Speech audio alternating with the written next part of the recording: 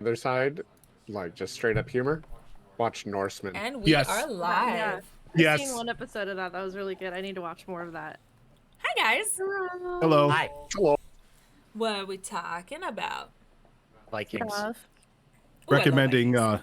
recommending Viking shows. Oh, And me. like the show Viking? No, not That's where we started. that's where we not the started. recommendation. Gotcha. It was suggesting The Last Kingdom because Vikings takes a lot of creative freedom. It's very true. That's on my to watch list.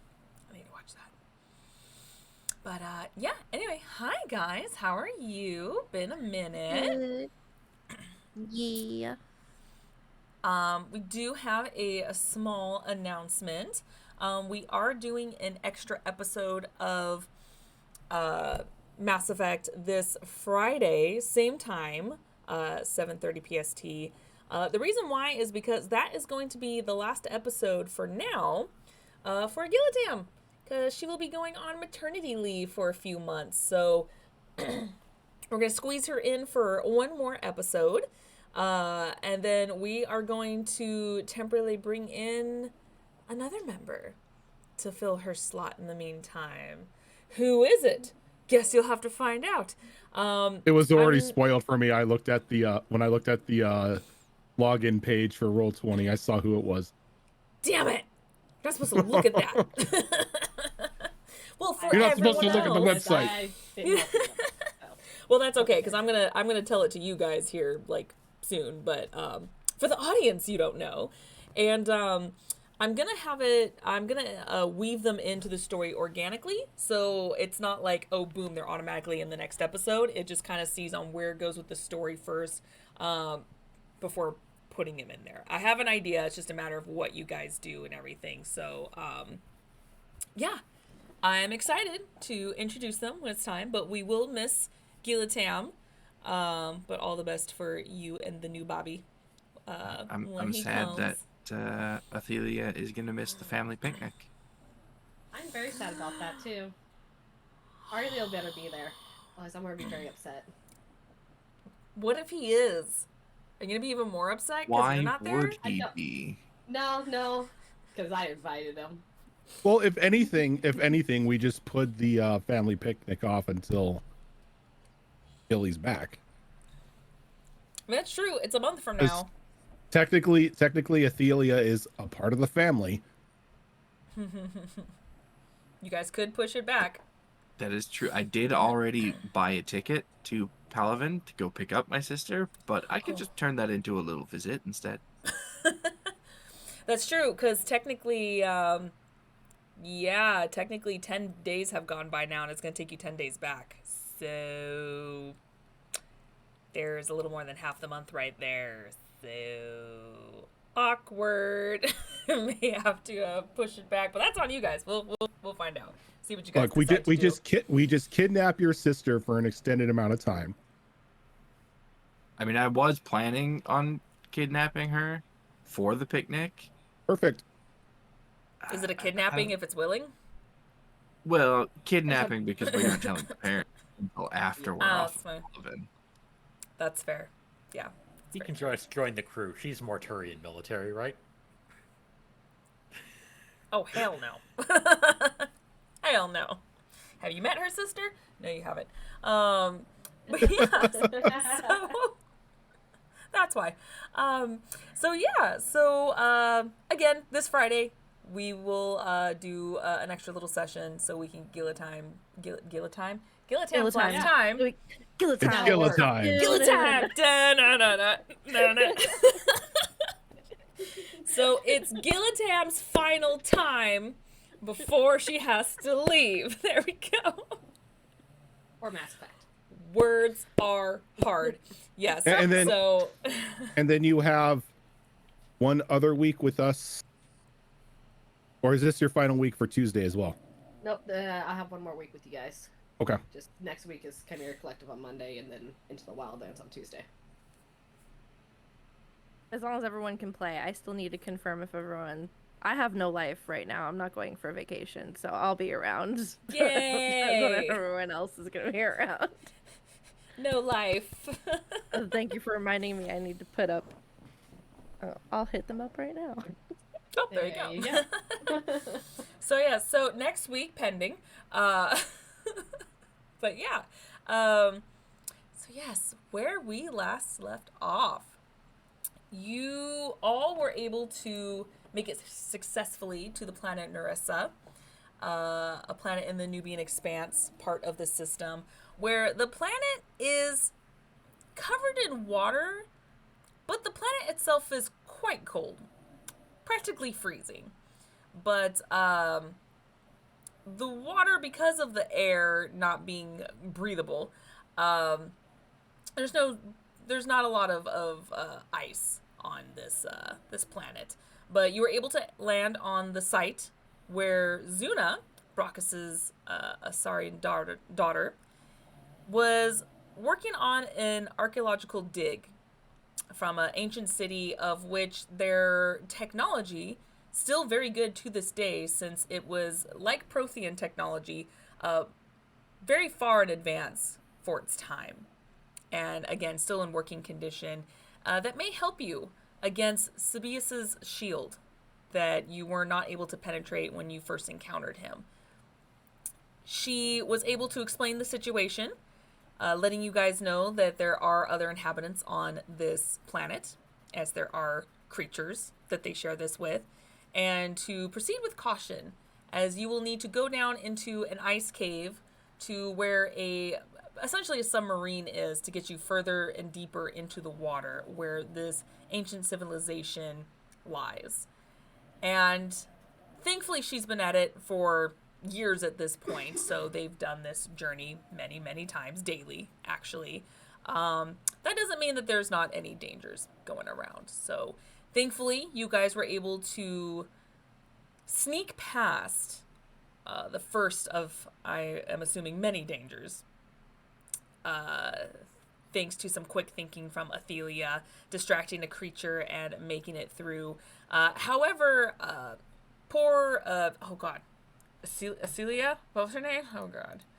When I don't know the NPC's names. Athelia, unfortunately, was deafened by the creature before it ran off from the distraction. So, unfortunately, for a couple of hours, Athelia won't be able to talk properly, but thankfully y'all have Omni tools and you just text each other. So, that at least helps in the meantime. So where we start now is you guys are currently descending down into this ice cave. You can be shoulder to shoulder with each other.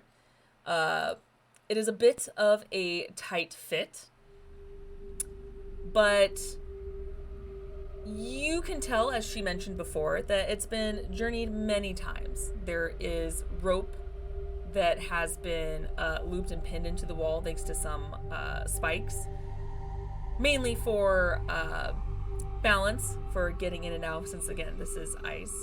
But you guys do have the proper gear to get you through the elements, and no one will be slipping or freezing as of right now. And assuming you all still have your helmets on, of course, since again the air is not breathable, and you're planning on going underwater, so extra little protection. And Zuna starts leading you guys down. She's the only one that's not shoulder to shoulder with you guys. She's in the very front. She does have her helmet lamp on, so you can see, as it is quite dark down here, partially to not waste light or use flame down here, because again, ice melts. So with her headlamp, you guys descend down, and after a little while, Zuna looks back at everyone and she's like, "So are we having fun yet?"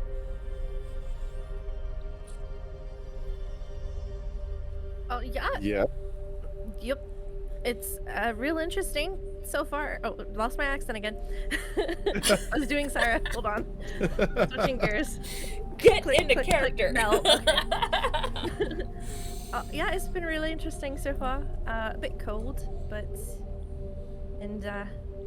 Wouldn't mind for a bit of a difference in scenery, but beautiful nonetheless.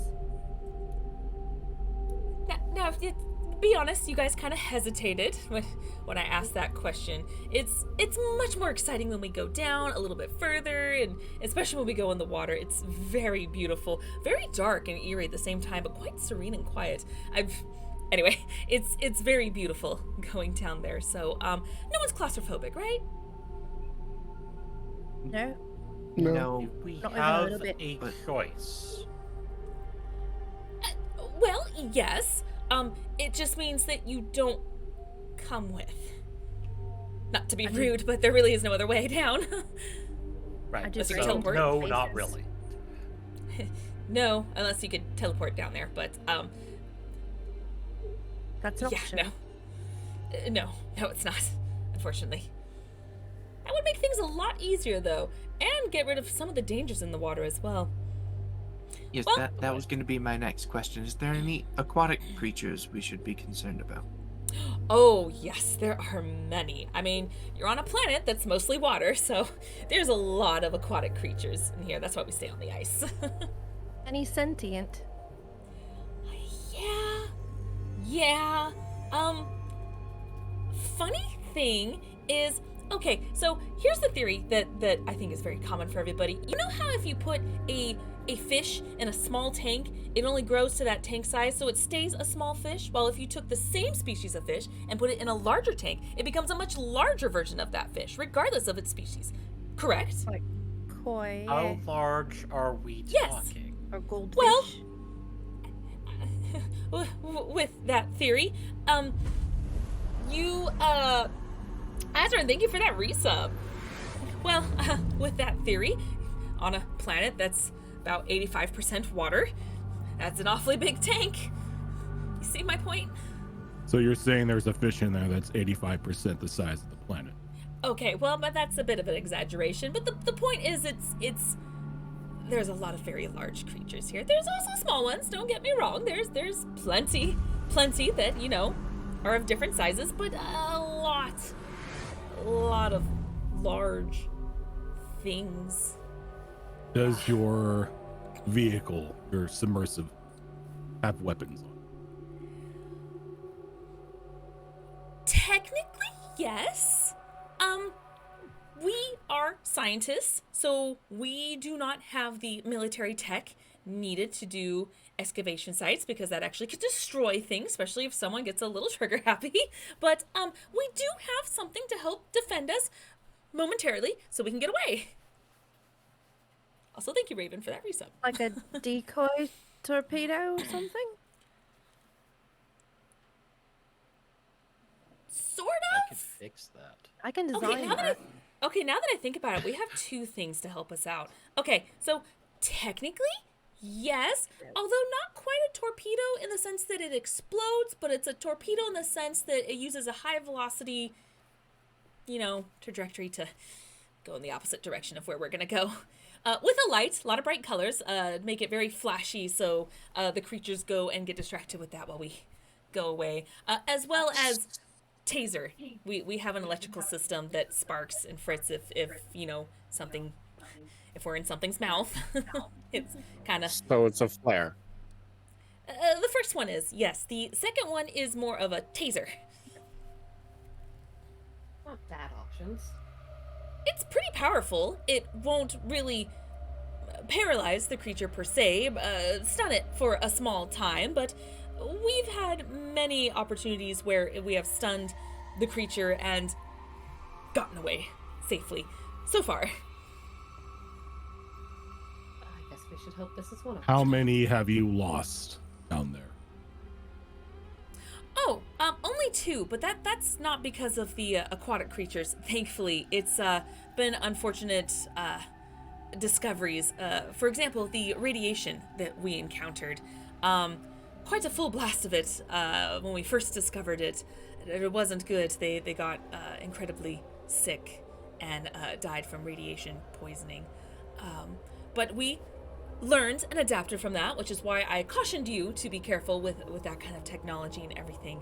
Not to sound cold-hearted, but I suppose that's how we learn and adapt, and hopefully there's no more casualties because of that. Yeah. From Exciting creatures, to be no. the first, and you get to name stuff, but it does come with a lot of risk. It does. And it's exciting and tragic all at once. And from both sides, you know, there's people that sometimes pass. There's also things that get destroyed in the process that are ancient history, which is really depressing. It's happened one time. I'm not going to talk about it. Anyway, it's exciting. So yes. I'm very excited for you guys to see this. It's been my life's work to deal with this civilization. So I'm very excited. I'll trust you to get us down there without getting eaten by any giant goldfish. Take us by any cool spots, you know, on the way down. If there's any particularly like beautiful areas, I'd love to sketch them. So be sure to swing by. Anything interesting? There are a couple places, thankfully closer towards the seafloor, where it's, well, safer where the site is, at least, because I believe part of the radiation vibrating through the water keeps some of the creatures away. Not all of them, but it does keep a good amount away, which helps us safely arrive and do our work. So, yes, I actually have thought of some places that might be beautiful to show you, actually. We'll have to do that when we leave. Sounds good. Unless we need a break. Has the radiation changed the life on the planet much? Or have they kind of adapted around it, but not changed? That's a very good question. See, there are a lot of biologists here that are actually currently looking into that. Not being a marine biologist, I can't really say, but so far it's a work in progress. The civilization has fallen here, you know, thousands of years ago, so it's kind of hard to find old bones, old creatures from before then, as well as current. I mean, the current ones are always easy to find, of course. We're full of it. But the harder part is the older creatures. So, funny you should ask. A work in progress. Cool. Just not my area of expertise. I'm so sorry. I just kind of lean in next to Broxus and kind of nudge him to get his attention. Radiation, large creatures. Sounds to me like they've got aquatic thresher maws here, Brockets. That's what I was thinking, and I'm kind of sad that I can't fight one. Well, if think I'm one kinda comes glad to we fight can't. us, you may get to. Look, I have this, and he just pulls out the shotgun again. All I've had practice with is against dummies. I think a giant aquatic thresher maw would be a perfect target. You're right. I should have put a harpoon attachment.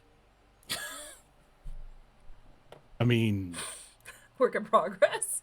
there's always the future.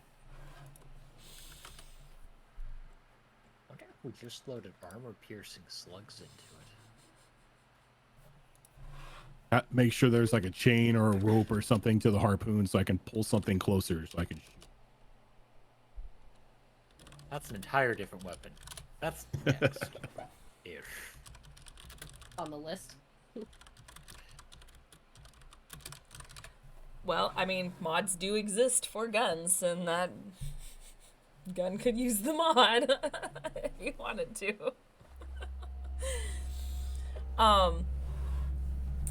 She kind of looks back and forth between you all a little bit. She still kind of descends, leading you down this little corridor, and she was just like, well, I know this sounds really weird, especially since, you know, we're just kind of walking down here. Nothing really exciting's happening. Do you have any fun stories, maybe, to help pass the time? It is a bit of a walk. There was this one time where Vera killed a guy with a bottle. Nope. No, it didn't. We've an got a accident. video of that. They showed me. It's great. Is the bottle? best video. They'll cues it up. How big was the bottle? Oh, that is. Oh. See? Right there. Oh. Oh, wait for it. This is the best part. That. Oh! Oh! No! Oh! Didn't even know you could do that with a bottle. He didn't even like. He just fell and that's it. That's Yeah. Did Yeah. did he really die from that? He didn't Yep. get back up. Ever. Pretty sure. Yeah, he massive. sure did. Massive blunt force trauma to the back of the head from a well-placed bottle. That'll do it. Huh. To be That's fair, he was a smuggler. So. not Blue a big suns deal. on top of that. oh. You know, nothing Yeah, necessarily wrong with. Anyway. Kill a guy with a bottle one time, you never live it down. At least I there's mean, no that's videos kind of us cool. leaving Like once you, Omega. yeah, once you get past the shock That's value fair. factor, it's actually pretty funny. Not like funny You're- like oh look someone died, but funny is the fact that that happened, effectively, mind you. It's kind Vera, of at funny. least there's no video evidence of us leaving Omega. That's true. Anything we did was Well- short-circuited the videos. Oh, what happened then? Oh, I can probably find surveillance on that. I still have friends on Omega. I feel like Probably should. they probably have one or two I'll shoot some cameras videos that or caught a some bit of it. messages out. I'm sorry, I cut you off. Go ahead. Just saying, I'm sure they have at least a couple cameras that caught some of that action. We weren't Positive. exactly subtle about it. Bailey starts typing a message to Arlia to see if she can get a hold of that video. I Mel's mean- already messaging a few of her friends that work on the docks. I mean, is anything with my father subtle? Let's be honest. Fair I point. think we damaged that hangar to the point it probably took them months to repair, at least. Yeah. In my defense, Oh my. I didn't participate in that. I was just stealing it. You were She was stealing trying the to steal ship the that we ship were we trying were to stealing. steal. It was a good choice. Wait, are Not you my fault all we both had good smugglers? taste. Wait, Smugglers? Are you guys Smugglers? smugglers? No. Are some of you No. smugglers? No, No. kid, I'm a bounty hunter. Well, I know It's you just- are. I mean everyone else. It's just the old ship kind of finally died out, and we needed another way off the planet, so we just stole Oh. a ship, and that's where we Oh. met Mel, who was in the process Forward of without asking. stealing the ship. So are you a smuggler, Mel? No. Have I smuggled before? Yes. Mostly Oh. helping people, though. Smuggling people away from bad situations. Oh, okay. Yeah, no, Um, that's good. Yeah. I have done that, but I sort of crossed the wrong lass, and she was unfortunately very connected with an unfortunate group that I had also wronged, and Oh. they were gangs, and Oh. so there was a lot of heat on me, and on Omega, and I had to kind of make a quick exit. Luckily, I knew the ships that I was hired to work on. So, in my defense, they all had it coming, and I was a bit framed. So, Wait, what were you framed for? well, cheating on the lass I was with. Never did it. Wasn't true. Wait, as in you were in a relationship and they framed you for cheating on someone Well, no, else? see, she was the daughter of one of the higher ups in the gang, and Oh. she thought I cheated on her, but I didn't. I was actually just pretend flirting in order to get this item that was really rare, but they caught me on video, and the item was a bit illegal, but it was really cool tech, and I really needed it for my drones, and like, wait till you see my drones. They're really, this is, okay, I need to focus. I'm rambling I'm again. not gonna lie, you sound like a first-rate criminal. No, I'm not. I just dabble. It's just a bit of dabbling, to do what I need to do. Interesting. You should meet my drones. Have you met Hermes? Hermes. She brings up Hermes. Artie. She brings up Artemis. Oh, wow. You have multiple. That's Yeah, look at their interesting. little faces. Aren't they cute? I do like their The face is faces. what you were trying to get. They're really good at healing and helping people, and also attacking people, but that's besides the point. I'm not a criminal. I'm just, unless you're into that kind of thing, then maybe a little bit dangerous, but not like in the bad kind of dangerous, like the cool kind of dangerous. Anyway, so submarine, cool. How do we pilot that? She'll Let's lean go in. circle back to the submarine topic.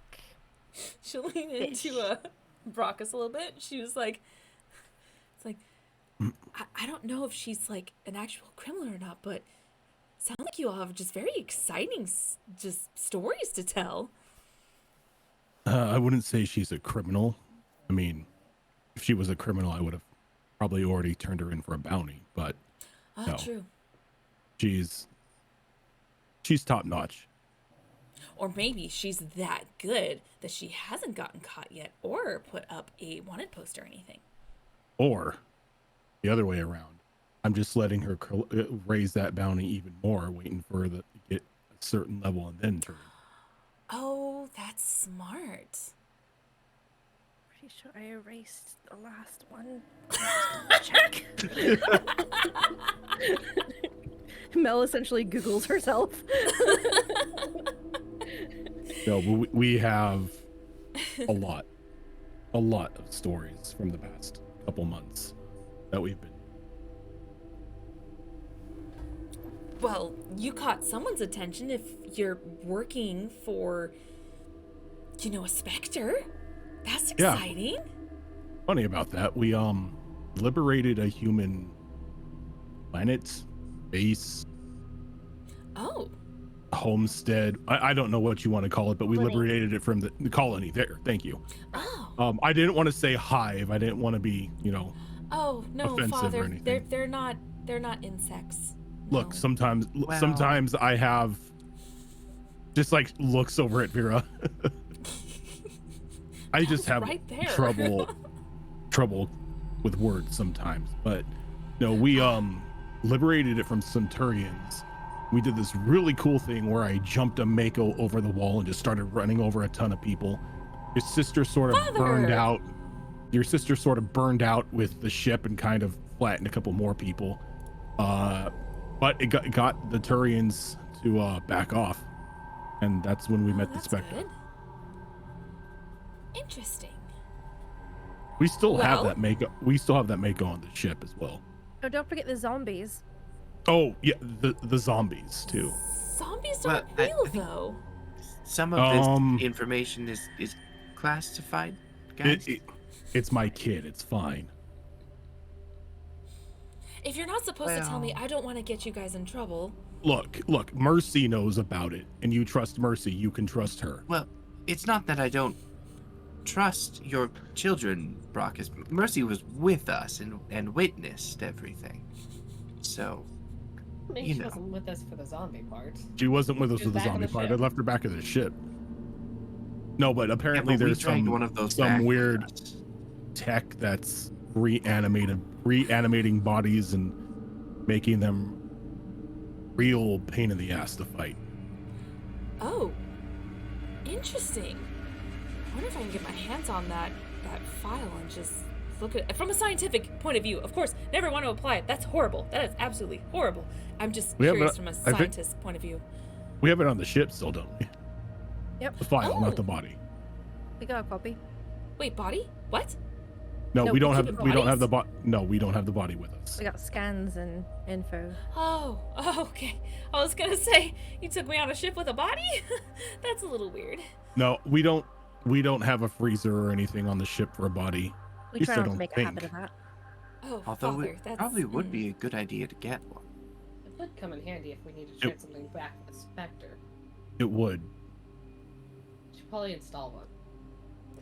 You know what? That Uh, kind We of also got dark, notably but it's don't have not any- wrong. Especially with some strange species and everything too. Especially that weird species you were telling me about with like the weird poison thing. If it's big enough, if it's like a walk-in freezer, you could probably transport something like that back. Just not Now that- people. Now that you mention it, Brockus, we have no containment facilities at all on the ship. You know what? You're right. How did Mel, we overlook this? I'm noting. So now, do we Thank want that to you. be a priority above the grappling arms or below the grappling arms? Above Probably the above. Yeah. I would As say- much as I want to punch a ship with another ship, I think we need some sort of storage container just in case we do have to transport a body or something back. Preferably with an outside lock. Yes. Containment sails, Probably one for something refrigeration live. option. And an airlock purge just in case it decides it's going to wake up in sub-zero temperatures. That's gonna take extra, but maybe if I reroute the. Oh right. Okay, you got Mel? Yep, I'll add it to my list along with make an aquarium wall, upgrade FTL, create grappling arms to the ship, and now containment cells. You Push to guys the top. have quite the to-do list. Here, a question: does the ship have a brig? It does have a Do break, we? yes. Okay. I want We to make just sure have that never asked about it. We've never never have. seen it. we're okay. But to be fair, like we're not Mel would really know. ones that take prisoners. So I was about to Big say we bodies, don't not take prisoners. prisoners. There is Bodies that go in brig cold we've been using for storage. I forgot it was actually. you go down there, it's just a bunch of spare parts. I mean, we have to All put the all that scrap scrap. metal somewhere. Yeah. It's nothing fancy. Your guys' brig is more of just I guess in a way it's very similar to your storage as far as like it's just a big empty space. I shouldn't say big. It's a room that's space. There's nothing like bars or anything on it really. Just a slightly higher security system. But yeah, nothing like a jail cell, so to speak. But you So do what have a I'm brig. hearing is we need to get some like force field set up like a la Star Yeah. Trek brig, Yeah. Star Trek brigs, and just That's throw exactly people what I in was there. thinking. Because if not, because anybody can pick a lock. Energy containment. Most of us are proficient in it. I was gonna Yeah. say like 90% of the crew can pick a lock. I wasn't gonna say that it was, shitty security by your guys' standards, because you have people that can make it 1,000 times better, but it's basic. Y'all may want to up that. Sounds like a good place to start making our It is refrigeration basic. Oh, Because the dead So, ones yeah. don't pick locks. So, extendable arms for ship, jail cell, big freezer. Upgraded FTL. and an aquarium. So I The think aquarium. the containment cells was right above the grappling hook, but barely. Barely. I'm adding a It's note freezer priority. walk. Priority 1, priority 2. We essentially just Look- need Mel to make us a morgue. Yeah, because no, Raven's right. It needs to be a freezer and a morgue because where are we going to store all that meat? Like all the meat we eat. Oh, don't store the weird ass creatures Why? with your meat. Why? That's a separate freezer. That's a separate freezer. sections. It's a big ass ship. You can put a separate freezer It's next to that. sub-zero temperature. Cross contamination can happen. That's why you give them their own little separate, morgue. You have the little doors that open. I each mean- Yeah. doors. This door is for meat. This door is for people. This is meat and people meat. I mean, you can't really. To make sure they're Confuse labeled that. well. I mean, I'm just saying, if one of you dies, you have to freeze the body for the cloning process. I'm just saying. Actually, This no, is not true. even We're that. not wrong. We just need a vial of blood, whatever. Some tissue, whatever. I was gonna say, wasn't Shepard like reconstructed from a few like random skin cells? Yep, that's all we need. That's all we need. Just start, everyone just, this is gonna sound creepy, but everyone just start collecting like skin flakes, fingernails, and hair. Yeah, just a hair sample somewhere. I feel like we just put a blood sample in the freaking in the medical facility. Yeah, there you go. Yeah. Therefore, it says a blood sample on file. But as you guys are like discussing this, she's like oddly like weirded out by it, but at the same time the scientific part of her is like, no, that would make sense, just preserve the body on the transport and just that's just weird. I guess with what you do for work, Father, it would make sense that you would need some sort of jail cell to transport bad people. Yeah, I don't understand. I don't know why you're a little creeped out. This is nothing compared to what me and your It's the mother whole used to dead talk bodies about. in a freezer. It's the whole dead body in a Ah. freezer thing. It's just I weird. I mean, I get it, forgot. but it's weird. You're not a fan of dead bodies. As long as they No, don't not come back to really. life. Which is weird. Also, what you said. Yeah, that's even creepier. Yeah. Yeah, not a fan of dead bodies. They freak me out. That Even being worse said, if we they came to feel- life. Probably be able to purge by which door it is. We don't actually purge the meat instead of the reanimated bodies. I don't think that's really Yes. going to be an option, to be honest. We're going to just have to take them to the airlock because that's going to add a lot of days onto this task. Why don't we just build Question. it at an And airlock? being in dry dock, stuck in Question. dry dock for much longer. Does the body Yeah. fit one of our missile tubes? With a force, it should. It depends on the size. Depends of on the body. Also, Yeah, it depends on the Yeah, I body. mean- Shell. You may have to rearrange the body a little bit, but We're not Like I gunking said, up with my enough force. torpedo. We're not gunking up the guns. We're not gonna do. I'm just putting a stop on that right now. You're not gonna gunk up my ship. So Mel, Oh, shit. about the submarine. Yeah, no, it's fun. Thank you. Yeah, there's a lot of fun things in there. You know, if you put down a thick enough stain-resistant sheet, it won't muck up Okay, anything. yeah, we're gonna go in the submarine here soon, guys. Let's keep going. I mean, what happens if we have an Water pressure empty? that we're actually gonna be under? Like, what happens if we just have an empty shell and we just put it in the shell? I mean, then it doesn't really gunk up any tubes. He does have a point. You just gotta shut the glass enough. At this point, Zuna has grabbed Mel and gotten ahead. Yes. Like she her allows arm it. locked around hers, and she's like, "So anyway." Fucking down. Things. Drosker watches them run off and then looks at Brackus and smiles big. And Brackus just laughs. Well, she didn't say no, so I'm gonna take that as a yes then. Let's go. My dad is talking about war crimes again. Talking about pleasant things. All pleasant things, sunshine and rainbows and bodies and freezers. So yes, you guys make it about a couple miles trek down this corridor. Did my music stop? Oh no, there we go. It was just a long pause. As you guys finally make it to what looks like an icy platform, and there is, since you guys are still kind of in a cave, you can see it's a very high ceiling. There are shards of ice everywhere, both stalagmites and stalactites everywhere. However, you do see what looks like, I forgot the technical term for it, but it is a small body of water on the inside with a vehicle floating on the top of it, which is essentially the submarine that she spoke of earlier. Quite big too. It looks like it can fit a small group of people, so it's not compact, like you're all like shoulder to shoulder in here. It is decently sized. However, she did warn that it is small enough to where you're probably not going to be moving around too terribly much, as it's more of a transport than something that you guys are going to hang out in for long periods of time. And as soon as she walks up to it, she goes, "Well, here we are.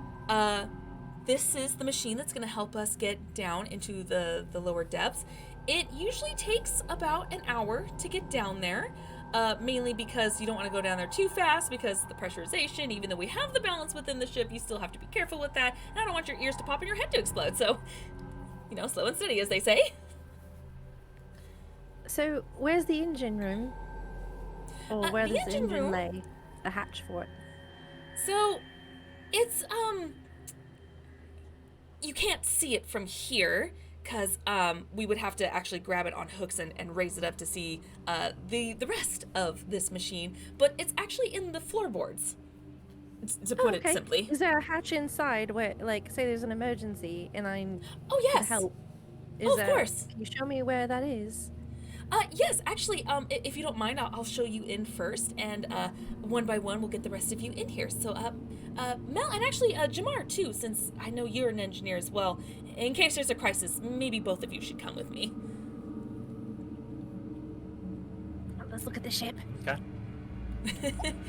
So she So leads you first of all- inside, and again, it's roomy to the fact to where again a Krogan can fit in here. You can walk. Think of it similar to a little bit like an airplane, where it does have seats on the side, it does have machinery on the side, and then it's got kind of a small narrow walkway.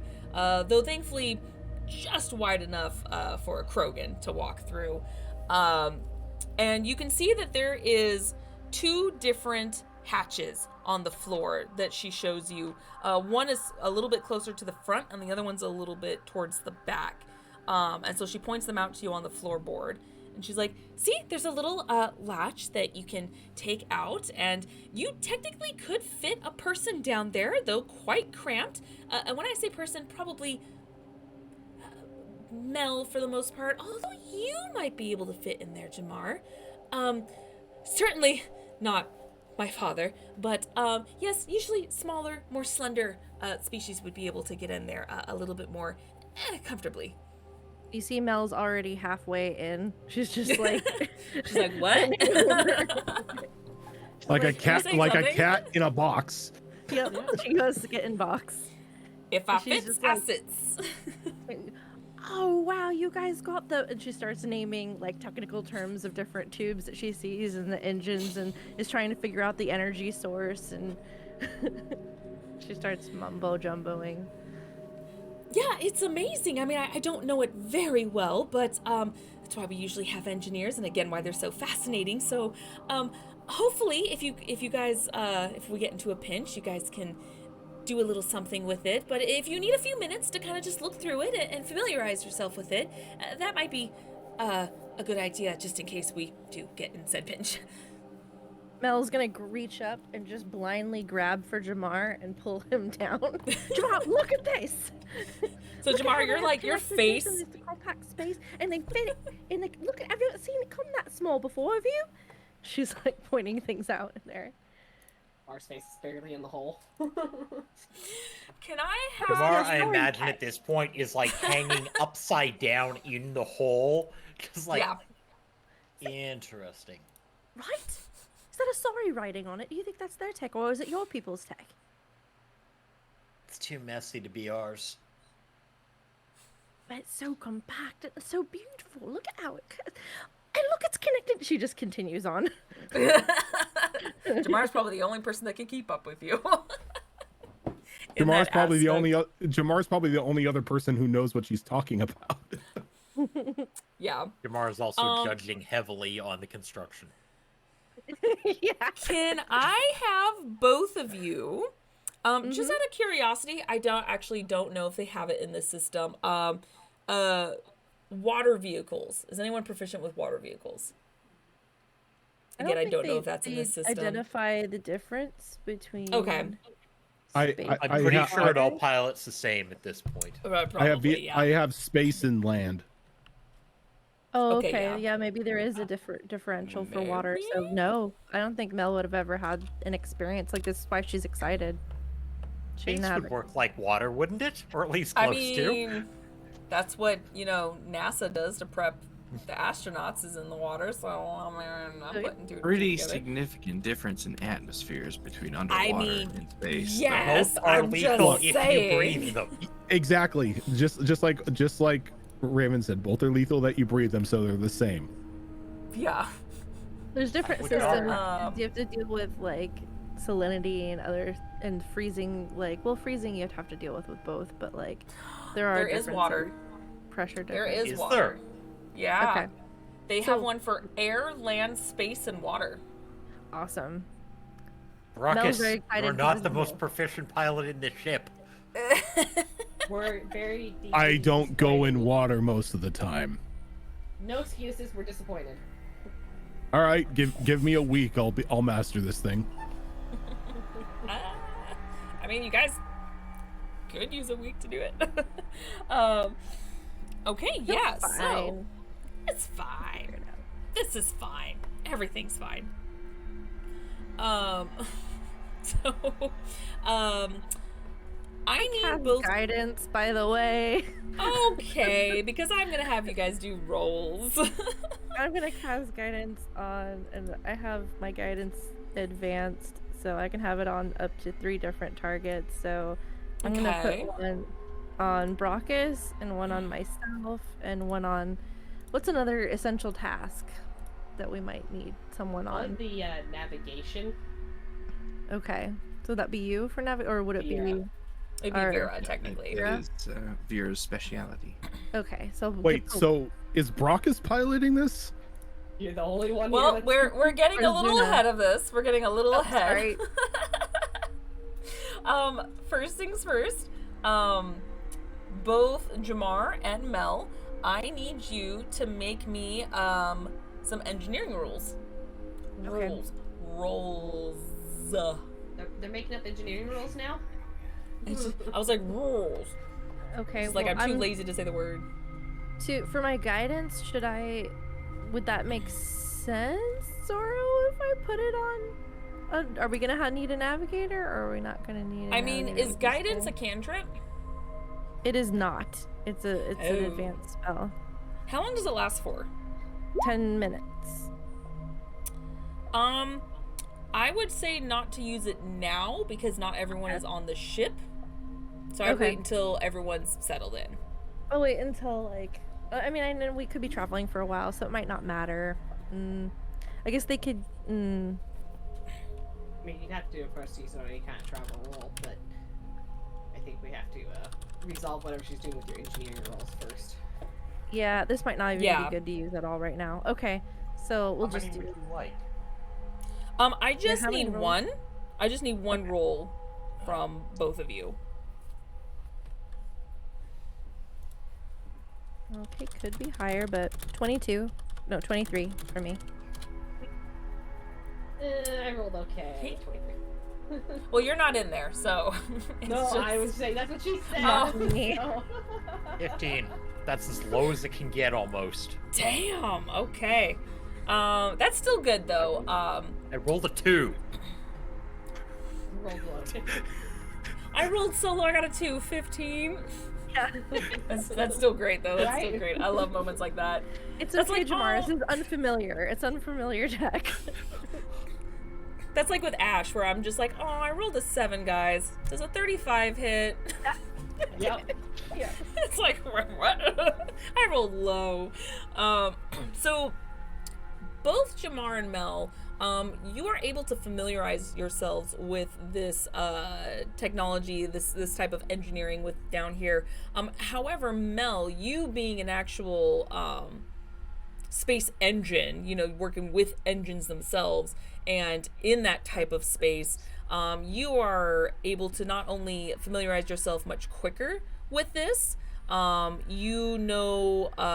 again, the technology is a little different, but you're able to grasp what is what much quicker than Jamar, as well as obtain more information about it, just being like, oh, this is very similar to blah, blah, blah. Possibly even run your own diagnostics if you wanted to on your Omni tool, and you're like, cool, I got this.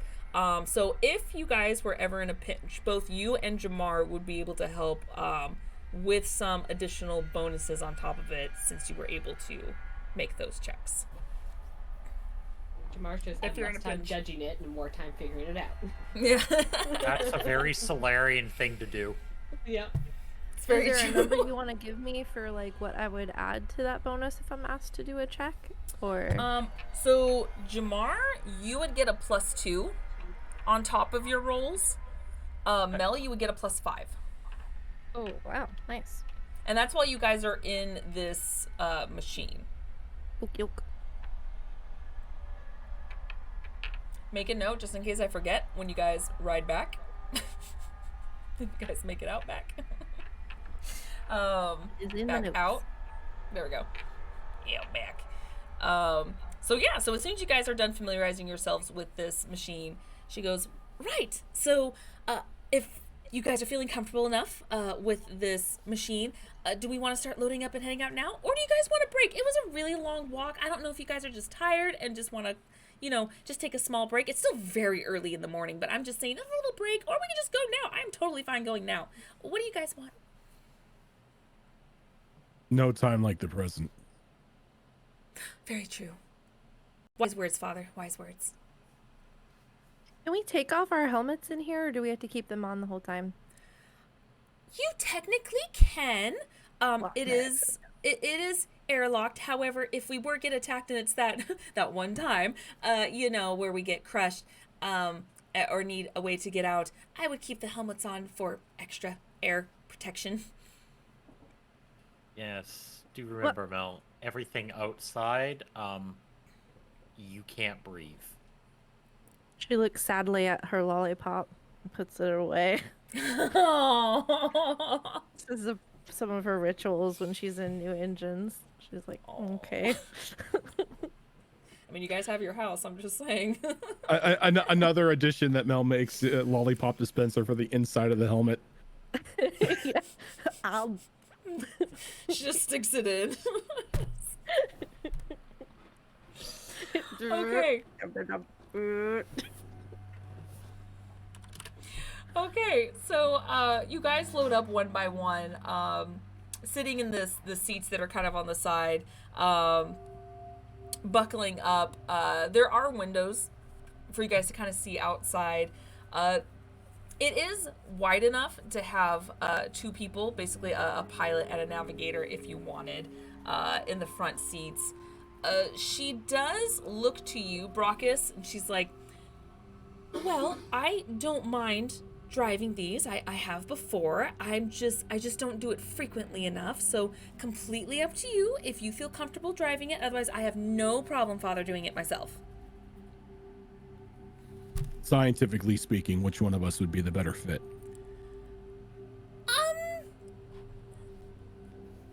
Probably you. Are you sure? Yes, but if it helps, I can definitely navigate. I have no problem doing that, especially since I'm quite familiar with the route. All right. Well, I'm gonna be quite honest. This is my first time in one of these contraptions, but kind of looks like standard starship setup. Have you been in a Mako before? Of course, yeah. Yes. You already said that. You had a Mako. It's very similar to a Mako, just water. Instead of opening up the window for some air, you get water and it'll fill up and we'll drown and die. But just don't open up windows. Actually, they don't even open up, so don't even try. Yeah. Explains the lack of the buttons. Don't touch that one. explains the lack of the crank buttons or the crank handles. Yeah. Yeah. Again, similar, not identical. But yes, don't die, please. I mean, that's probably a good thing. Belong in this house. Probably a good thing to say to us as well. All right, so Brockus is going to get in the pilot seat and start doing the pilot thing. Okay. Not that it matters too terribly much, but is there a particular order you guys want to sit in as far as who wants to stay further in the back, the front, or just kind of there for the ride, looking outside the window, going, ooh, bus Nell ride? and I probably should be closest to the engine hatch. Okay. Like, be close That to way the we're window. not trying to leap over people to get to it if need be. That's fair. Yes. Are you guys going to be Okay. closer to the back or the front, or split it? There are engine hatches in the back and the front. I said there's two of them. There's one closer to the front, and there's one closer towards the back. Oh, okay. One towards And the back go... is probably more important. Okay. I can go to that one then. I mean, it's where the propeller is. If you think of it that way. Process. Yeah. Okay. It'll be near a window because I can use powers outside the vehicle while sitting inside of it. Okay. As long as I Yeah, can see. there's windows everywhere. Or I mean, again, think of it like a plane. So there's like windows every so often across. So yeah, it's not hard to find one with a window at all. Did anyone else want to sit anywhere specific? Again, it's not too terribly relevant, although the engineers maybe. Oh my goodness. Robbie Landis and Escalia, thank you so much for those raids. Welcome, welcome. Thank you so much. I think Drop some love in the Vera chat. will probably sit kind of like centralized in this thing with Acelia next to her. She's kind of not really leaving Acelia's side until she's feeling better. Okay. Ironically enough, when you guys get to the submarine, because it did take you a couple miles of walking, easily about 2 hours by the time you guys reach there. So her ears have finally are starting to work again, so she can start to hear by the time you at least reach the submarine. Okay. I'll still probably stay in the same spot mentioned. Okay.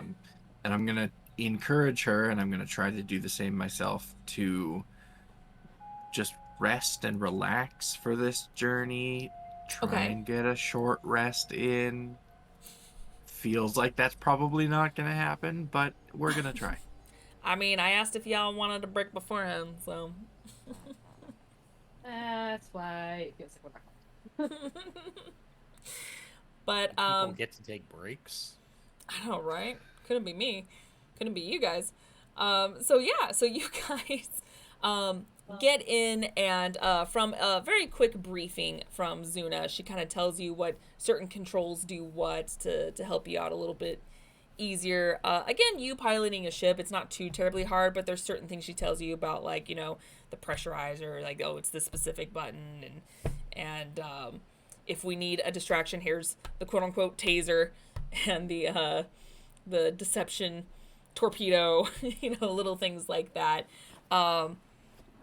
As you guys start to buckle in and descend under the water, and where you are right now, it's very dark, as of course you're still technically in an ice cavern, so with all the ice, it has made this incredibly dark. You turn on the lights, Brockus, making it a little bit easier to essentially see, even though there's not much to see at the moment. But your daughter helps chart where you need to go. And you can tell you make it out of the ice when you start seeing a bit of faint light in the water. And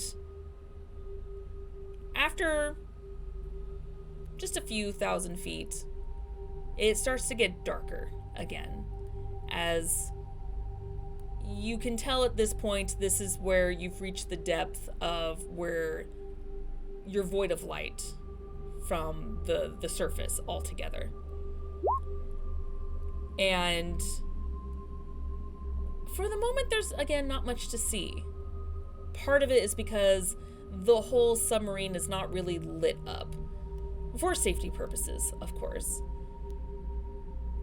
But there's not a lot of what you would expect to be when you go under the water, such as large kelp fields, maybe some coral, just something floating around, maybe even life. But it seems pretty barren at the moment as you guys descend deeper and deeper into the water.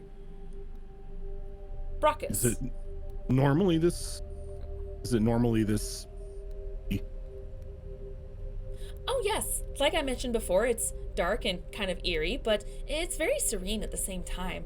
Sometimes it's fun, you can see a school of fish going by and whatnot. It's when you don't see things for a long period of time that could be a little worrisome, but not always. Sometimes it's something big nearby, sometimes it just means we just missed something. Not necessarily bad, just not busy. It just feels like being on a hunt, and all wildlife is hiding because the thing you're hunting is also hunting. That is true, though there are parts of oceans across different planets that are void of any life, really, not necessarily threatening, but and on a planet this big, there's, with this much water, of course, there's plenty of spots where there's nothing really in it. It's, I suppose, when you get closer to the surface and when you get closer to the bottom is when things get really busy.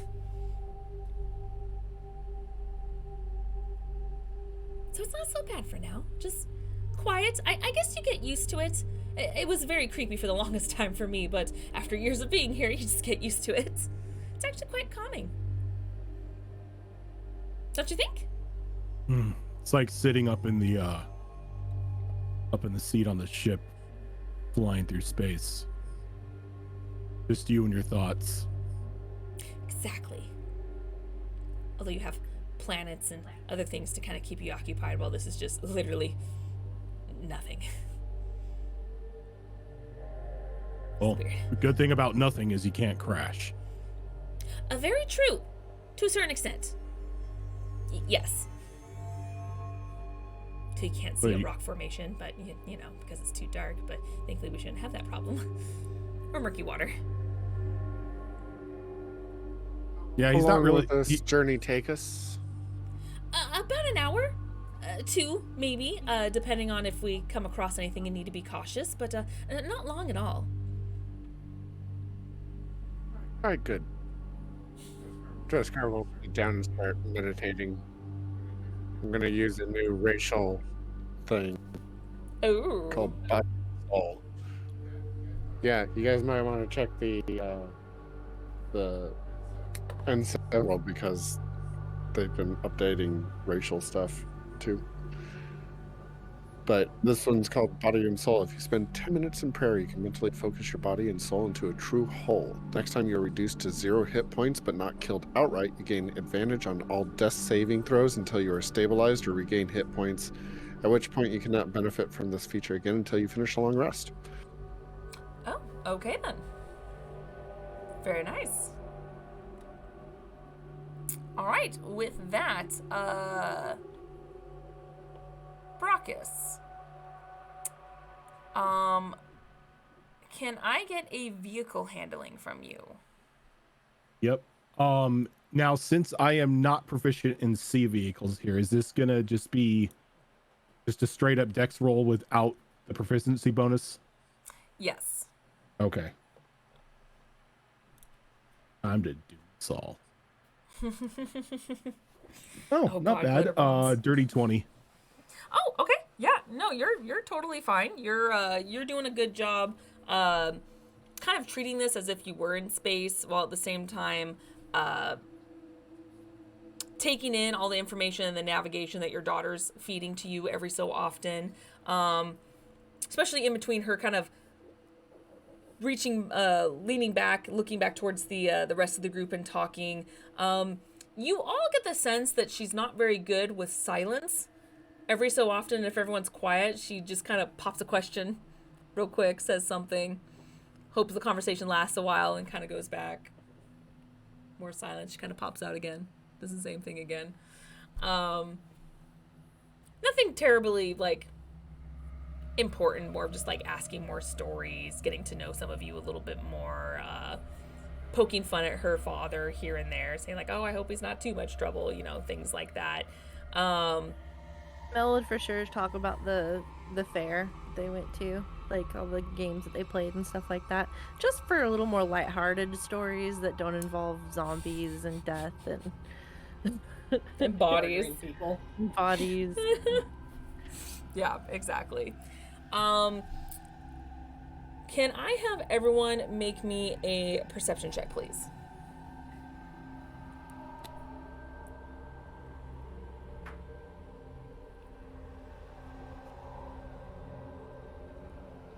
Yeah, that's a 17. I'm so good at so many other things, not the core things. It's so funny. I rolled 30, okay, 20. though. I rolled okay. I feel like a lot of us are 16. very specialized. At 20 plus 2 for 22. Okay. Nice. 18. Okay. 16. 16. 16. Do you want to roll for Celia? 11. 11? Okay. And I'm sorry, Dresscar, what was yours? Dirty 30, 20. Okay. Okay, yeah. So some of you can see movement in the water, nothing large or anything, just shadows in the water in the distance. It's also kind of hard to tell because, again, there's not a lot of light happening right now, and it's actually pretty dim light within the submarine as well, just so you don't have this big old beacon of here I am right now. But it doesn't seem, whatever you do see, doesn't seem to be swimming towards you. Just kind of swimming around you as if it's just doesn't even know you're there. At this point, you guys are about halfway through the journey. For the last half, I'm gonna need one more roll from you, Brockus, for vehicle handling. Okay. That's gonna be a 15. 15? Okay. So at this part of your journey, there is, the last half anyway, you're starting to see a lot more life. Every so often, more and more fish, strange looking creatures, are popping up into your view as you're starting to see more structures, rock formations, glimpses of stone even, the occasional piece of like rubble here and there of maybe very, very old ships as they are completely rusted over and whatnot, and mossed over. You do see what looks like it could be a coral reef as far as the colors, but it's not as vibrant as you would originally see a coral reef, but probably some sort of habitat for a bunch of fish. Can I get one more perception check from everybody?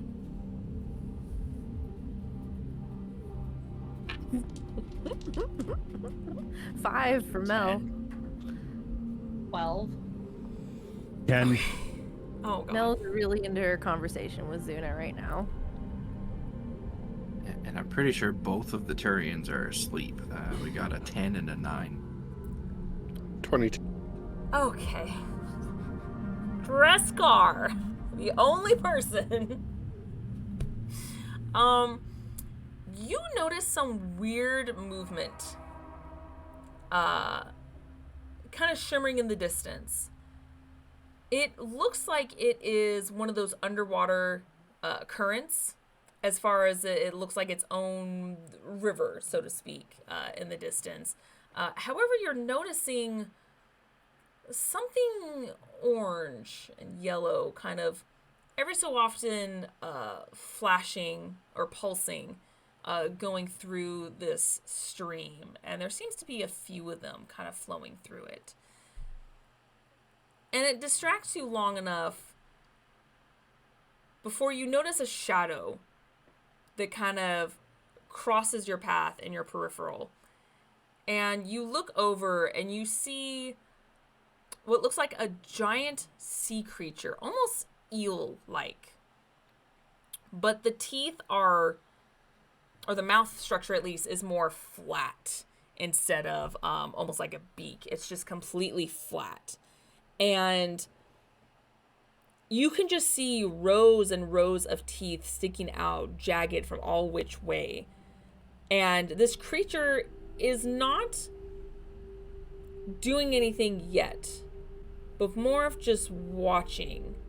And you can see the spines on its back kind of twitching every so often, as it seems to be watching you guys with intensity. But again, you're the only one to notice this.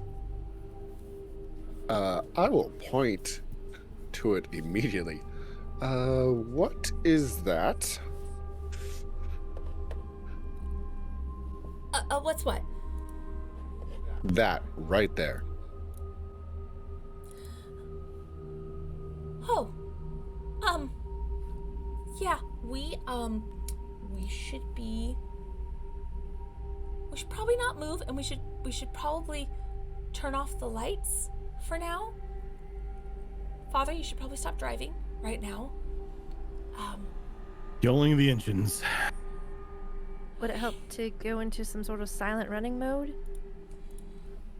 Yes, but now that we've caught its attention, it's excited by movement. So if we go slow, it may not attack us, but it may follow us. It's time for the distraction thing. I think so. Now we only So- have 2 of them loaded right now, so I would shoot it maybe behind us, to distract it, please. Do we stay still after I shoot it? Or do we book it? I say if it goes after it and its back is completely turned, then we book it. If its back's not completely turned, by the time it goes after it, it will see two things for it wants to pursue going in opposite directions, and that's a 50-50 chance I don't want to take. Gotcha. Is there like a camera or anything or to aim this thing, or is it just coordinates?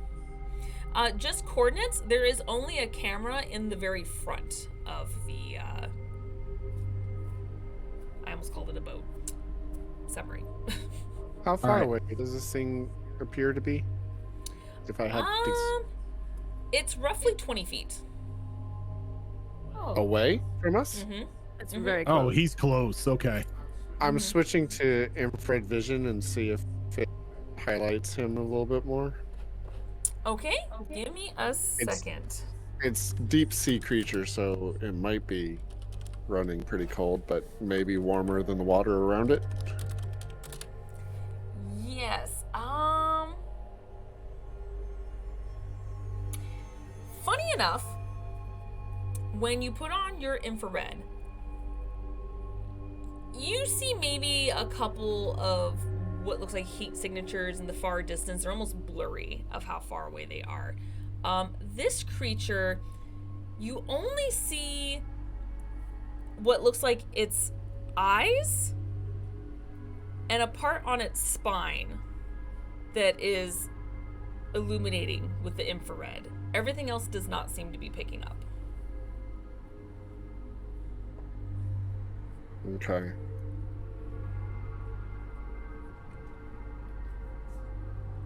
And then, of course, you do see a lot of heat coming from that stream as well. Those little pieces kind of going through. But, yeah, nothing else. Does dark vision make it stand out more?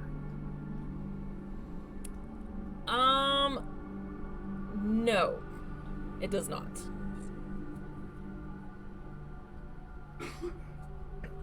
Okay, I'll switch back to infrared then, since it's Okay. the only way I can kind of get a more solid indicator of where it is and where it's looking without relying on color and light.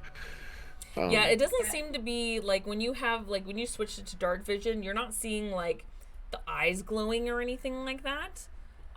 Just that it has a heat signature. So as far as like tracking goes, I want to keep an eye on it. Infrared seems to be your best of the two options.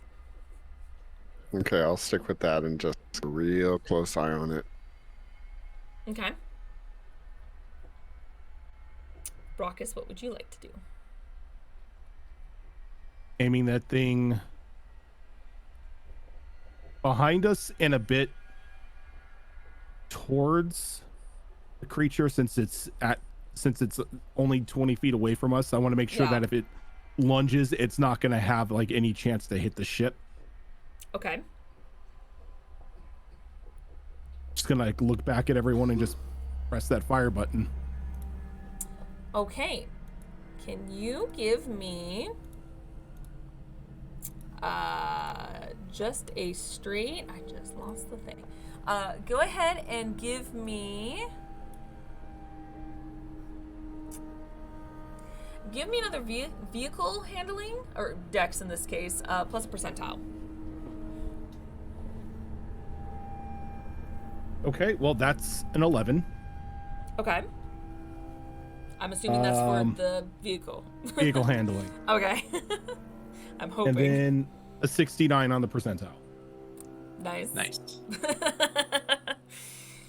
Okay. You go ahead after already having dimmed the lights, killing the engine, trying to make yourselves look as the least amount of interesting as possible. You go ahead and you fire the weapon pretty close to where you wanted to originally fire it. And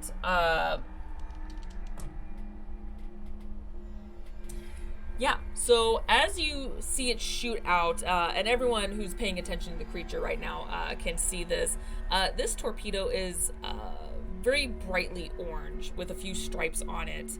And it looks like that there is a light coming out of the back of it. So even though the torpedo, when they shoot underwater, it's mostly just bubbles coming out of it, it looks like there's a very obvious light releasing from it as well to attract even more attention as it shoots off.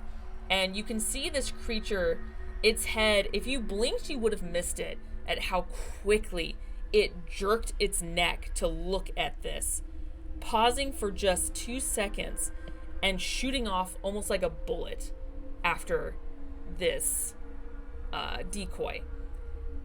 And again, if you blinked, you would have missed it on how insanely quick this creature was. And almost eerie as it moved too. It wasn't even quite slithery like a snake or an eel normally is. It almost was jerky, almost like twitching as it shot off. And at this point, Brockus, you can see now that it is completely focused on this torpedo. What would you like to do? So it's completely focused, so I have a feeling that if we were to move, it wouldn't necessarily see us. You have a good sense right now that you've got a pretty good chance if you chose to move, you can move now. Yep, And, exactly. And Roskar will say, it's turned. Yep, kicking the engines on and going. Okay. You go ahead and you shoot off. Zuna doing her best to help navigate you as you guys are pretty close to the bottom now. Thankfully, this creature, whether it caught up to the torpedo or not, you don't know, but it doesn't seem to be following you guys anymore. As you reach the bottom, you notice this area, it's partially old civilization, partial, almost like an underground colony. A very small colony, as you can see, very similar tubes as you saw up top, mixed with what looks like some containers. Very familiar for those of you who have played the games. You know, a lot of those colonies they just look like regular containers for a lot of like the rooms and stuff. That's pretty much what they look like, as you can see some windows and stuff connected to these tunnels, and they seem to be very obviously set up almost like a perimeter around this area. However, the structure itself, you can see, is quite massive. It is both a mixture of stone and metal sticking out of the ground. And you can see that there are several dig sites that dig even deeper. And you can see that there is no bottom. But as far as you can see, there is still structure going deep down.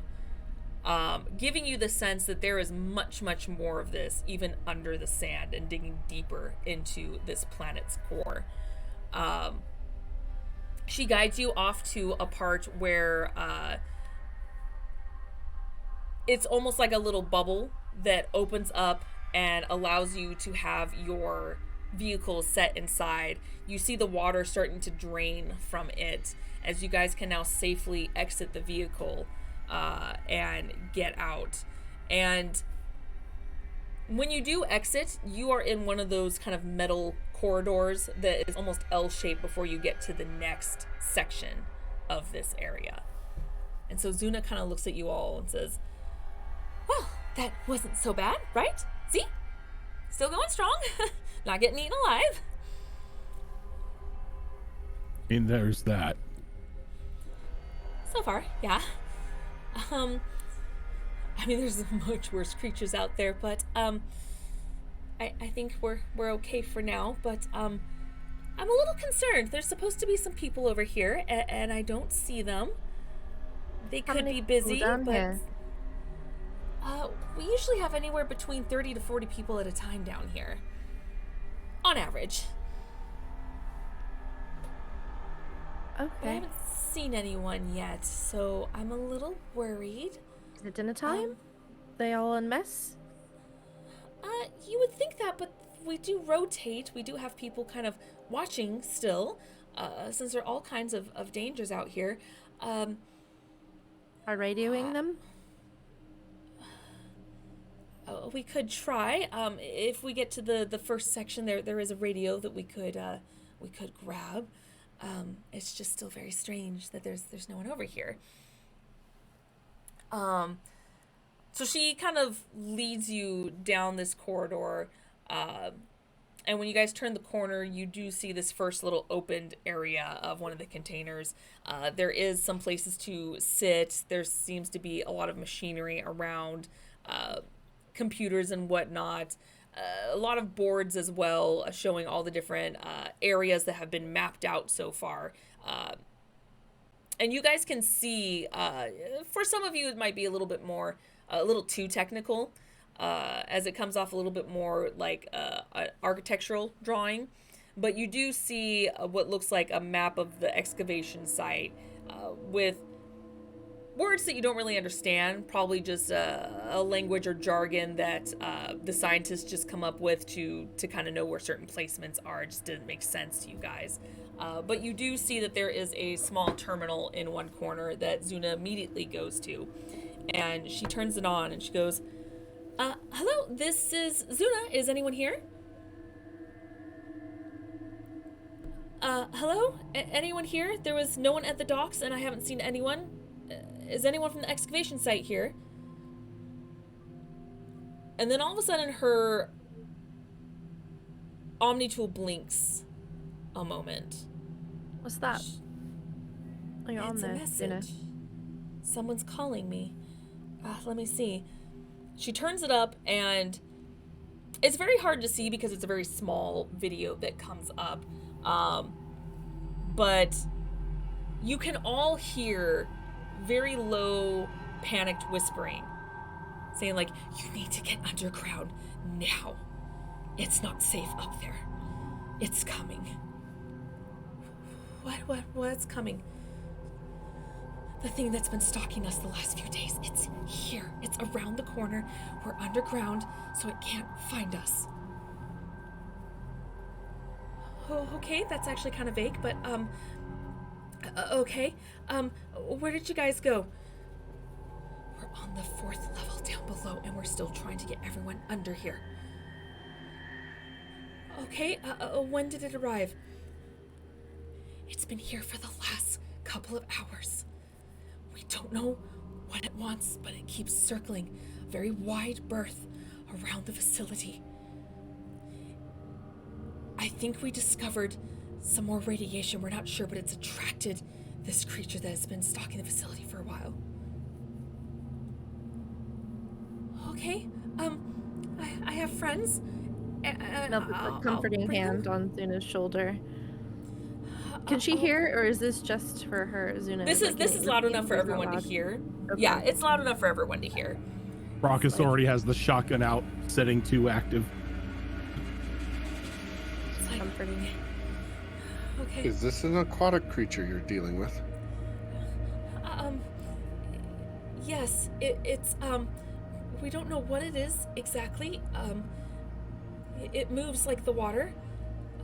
We've been dubbing it an elemental, although I don't know how accurate that is, as it seems to be water in itself, but it has a strange mixed element to it. It has like a core or something that illuminates from within it, almost like a light, I guess, but it's we don't know what it is. Again, we haven't been able to get close enough to it, nor did we want to, but it has been getting close to us, and we don't know if maybe we are unearthing things that are attracting it, or something else in the ecosystem that's changing its behavior. We're not sure yet. Is anyone hurt? Was anyone left behind that we need to search for? These are all great questions, but why don't we get her underground first so she's not here exposed, and then ask questions as we move. You do hear through the small video saying like, no, I think we're all under here. We're still doing a head count, so no guarantee. If you want to do a sweep, fine, but get down here as soon as possible. Okay. Don't worry about it. Okay. Okay, The Zuna, call we got closes. this. We got this. Your dad's got this. Okay. creepy part is it looks like water, so we can't tell where it is. He could be watching us right now, and we can't even tell. Do I still see that thing that you described to me as looking like it's an underwater current? Make another perception check.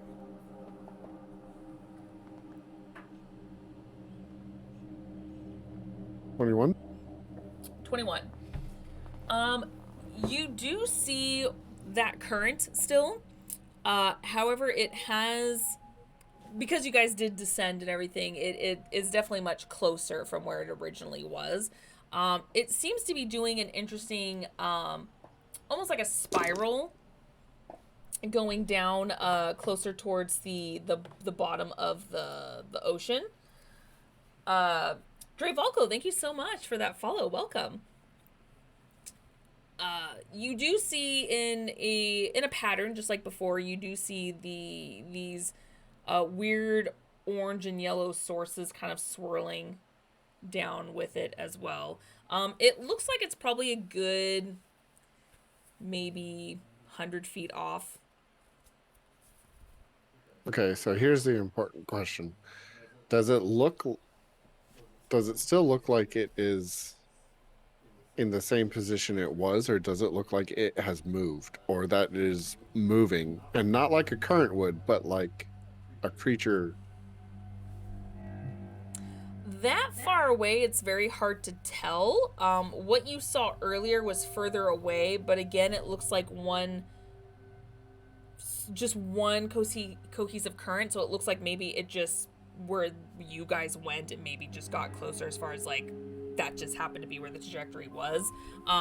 You can't tell if it's a creature at all, but it's closer than when you saw it before, when you were a little further up in the water. Okay. I mean, that's totally fair. Also, yeah, it's too far off to tell otherwise. I don't imagine Dresscar is exactly an underwater expert. So, actually, her name's Zula, right? Zuna? Zuna. Okay. She'll tap her on the shoulder. Is that something you've seen before? What are we looking at? You see the orange lights swirling around, and it kind... Now, I'm no expert. It looks kind of like an underwater current, but have you seen that before? Been down here before? I mean, it is a thing, yes, but let me take a look. And she looks out the window for a moment, kind of squinting as it is still kind of far off. And she looks back to all of you and she goes, okay, the good news is we're fine. Bad news is, get down. Everyone just get down. Everyone get down, get down, get down, get down, get down. It's like, okay. Elle immediately drops to the ground. Okay. So. Starfish. So I technically lied. No, it's not good. I mean, yes, it is a water current, but that's the thing. The thing. Yeah. It's not in its true form. It's stretching. I don't know why, but again, we don't know much about it. We only recently came across it. Does it have a name? We've just been calling it an elemental. And the pieces within it, we've been just calling it a core. We don't know what it is exactly. It just glows and pulses. Don't know what it is though. Has it actually hurt anybody? Maybe he's just kind of saying hi? No, but we have seen its shape before. It's quite terrifying, and it has attacked our ships coming in before. Thankfully, we've been able to avoid it. It has destroyed quite a bit of our equipment, and we don't know why. We've had this equipment down here for years,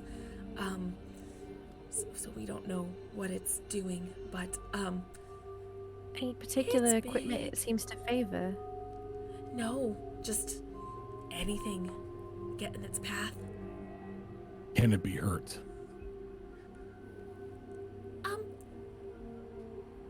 remember how I said we don't really have like military grade or anything for like weapons, more like tasers? Yeah, that's all we really have. Some of us have guns, sure, yeah. No one really wants to go out there and shoot at it. I mean, would you? Don't answer that. You would say yes. Would any of you? If it was part of the mission, yes. Okay, that's why my father likes you. Okay. If we had better Yes. equipment for it. I mean, there are suits. You could go out there. It's suicide, but it's not like you can't just crack open a window and shoot. Or you can go in the ship. The submarine. I don't know. But all I know is that it's terrifying. It is very large when it's in its form. And sometimes it releases, I guess the best way to describe it is an underwater tsunami. That's how it destroys things. Okay, well, we don't want that. No, we don't. No. They said something about it being attracted to radiation. That's what we think. We have found a few new pockets of radiation, somewhat large quantities, but nothing too terrible. Nothing that we've come across in a very long time. There's just something about, I don't know, maybe heat or something it might be attracted to. I don't know. Again, That's it's good not to something know. I've been studying. It's good to know because we could use that information to lure it away or lure it into a trap or an ambush or just someplace favorable for us or just away from you. So, Oh, noted. If we see anything particularly hot, pointed out. What have you done before to make it either go away? What gets its attention? well,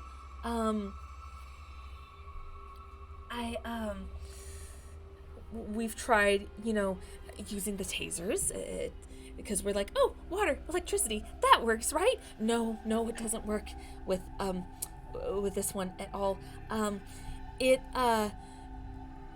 We've tried, using high pressured water against it to see if maybe we can penetrate it in some shape or form. That works. Not very well, but it works. It's much like I don't know how else to describe it other than it's just massive water with a core. So We haven't done much to try to entice it. We tried distracting it with like the torpedoes and whatnot. It doesn't work. is it possible that you just pissed it off repeatedly, shocking the water cannons? That it sees this thing as sort of a enemy hive? I mean, that's a very good question. I'm not 100% sure. All the times that we have tried to approach it, it's attacked us. Every time we've left it alone, it sometimes doesn't attack us. But it, like I said, I think it's attracted to heat, which is why we go underground, because it hides our heat signature. So, She says that, and Brockus switches the gun back to setting 1 to like not have it generating heat. it's like, So, right. if they've been down here for 4 days now, chances are this thing isn't going to leave anytime soon. How many people can that ship fit? The one that we were just in, Yes. 10 people, 12 if they're smaller species, but Were there Not a any other lot. ships? Were there any other ships at the dock, or were the only one? you only saw one other one that was roughly the same size. Okay. All right. So here's the plan. Okay. You need to get your friends or your coworkers or whatever you call them. We need to get them on the ship, so we need to get out of here. Like you said, there's no fighting that Okay. thing. As much as I would love to fight it, I have no means of going out into the water and, well, surviving. If there's Well- 30 of us, or 30 of them plus us, they can maybe overpack a little bit safely. Some people are going to be left behind. Yeah. We will need to create a heat source, because if we pack these ships as full as they possibly can, it's probably going to be attracted to the heat Well, of the engines, and that You have we a generator, generate. right? actually, there's Yes? quite a bit of insulation to keep us warm from the icy cold outside that's built into the ship itself. I would imagine Mel would know. So, but the engine itself probably does give off something from the outside. It Our does. body It has heat, though, attacked us. I don't We- think it's an issue as big as much as we think. What if we overloaded your generators here? That would cause a lot of heat to distract it. I mean, yes. I mean, to be fair, I don't know if this can be hurt. We just don't have anything to hurt it with. I'm not talking about hurting it. I'm but- talking about distracting it to be able to get us back to the surface. I mean, if we want to, yes. Even at full speed, it'll still take quite a bit of time to get back to the surface.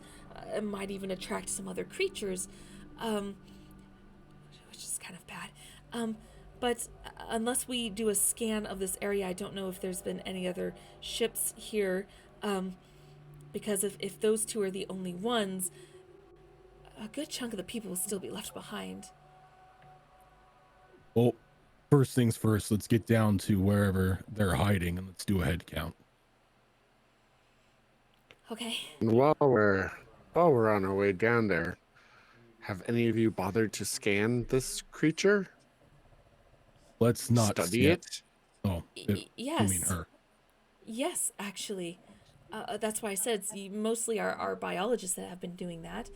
That's why we can't discern what it is per se, other than that it is very much water. It seems to be, if not water itself, it takes some strange form of the element, and it has some strange heat source, but it's not close enough for us to make any proper scans. It's always kept its distance, and when we are close enough to it, we're kind of running for our lives.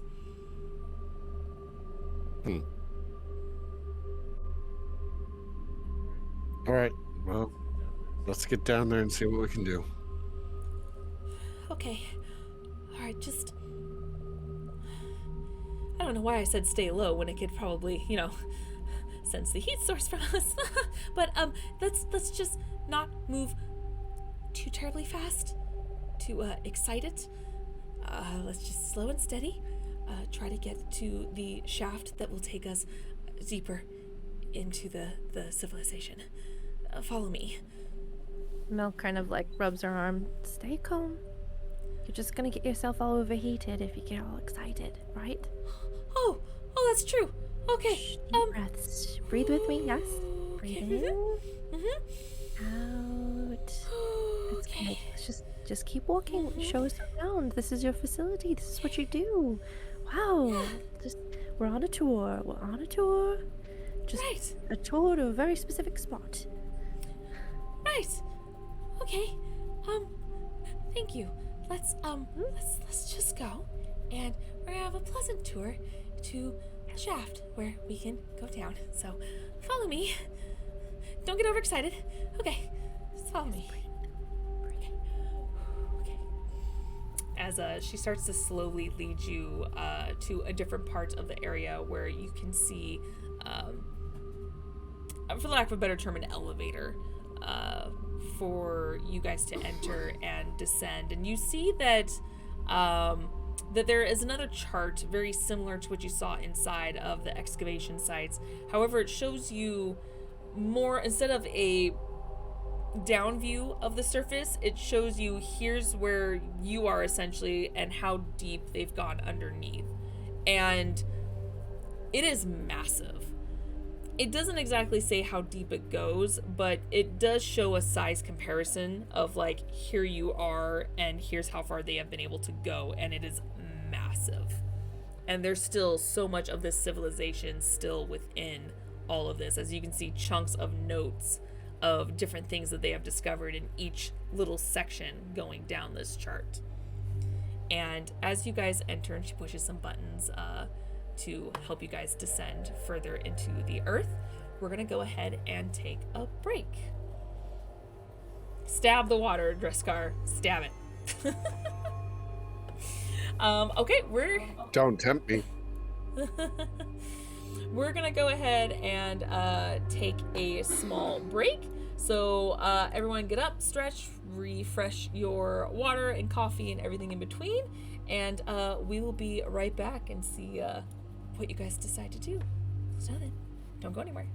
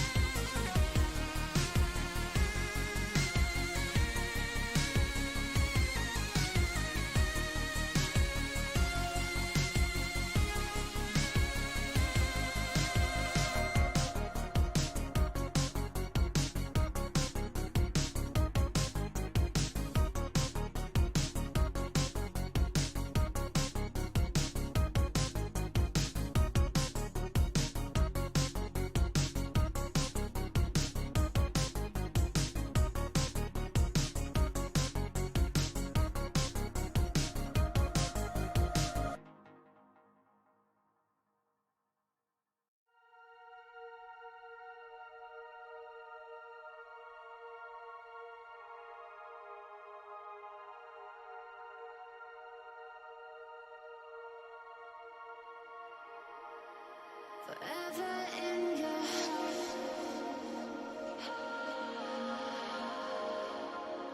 Forever in your heart.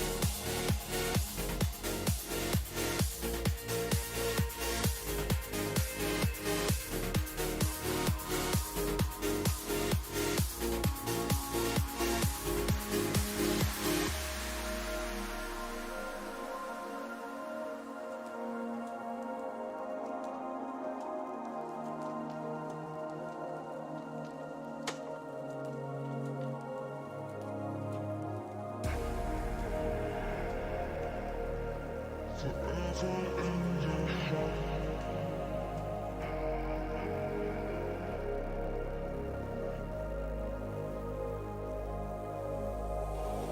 can hear your heart forever in your heartbeat.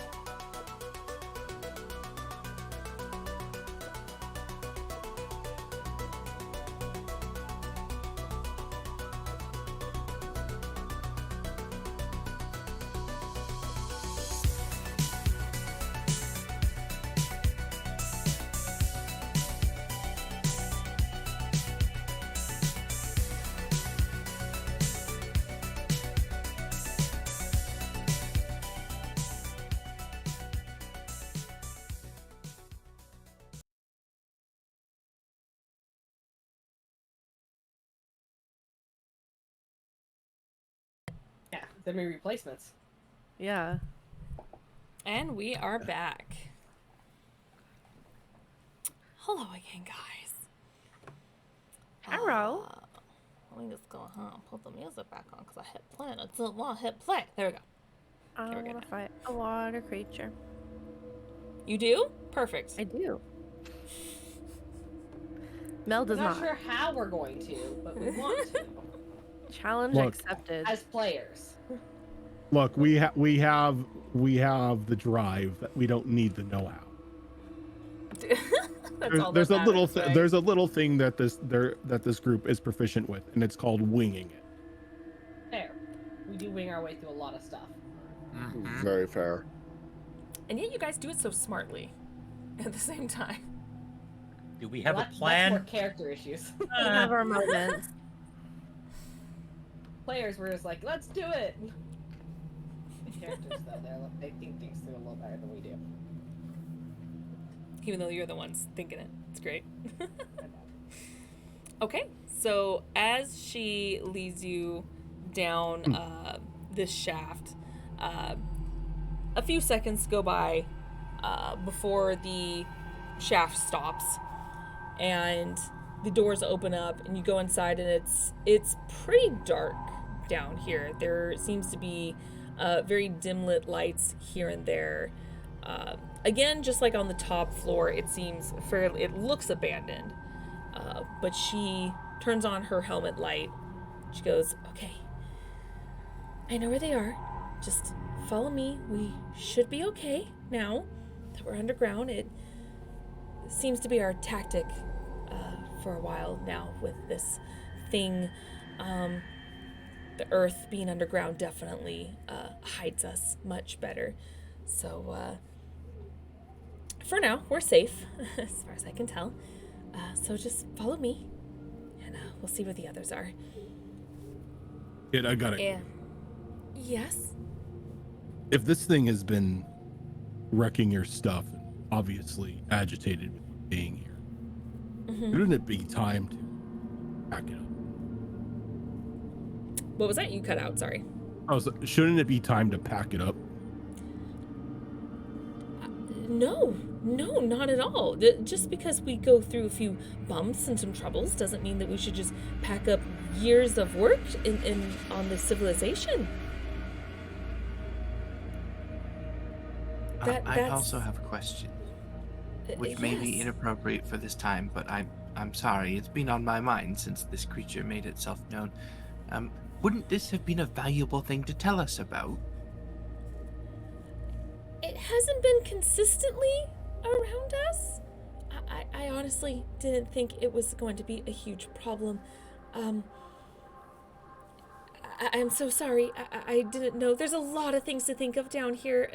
I usually don't always think of the right thing. Z, it's okay. It's okay. Trouble likes to follow us. Yeah, and you did warn good. us. You did say there was creatures.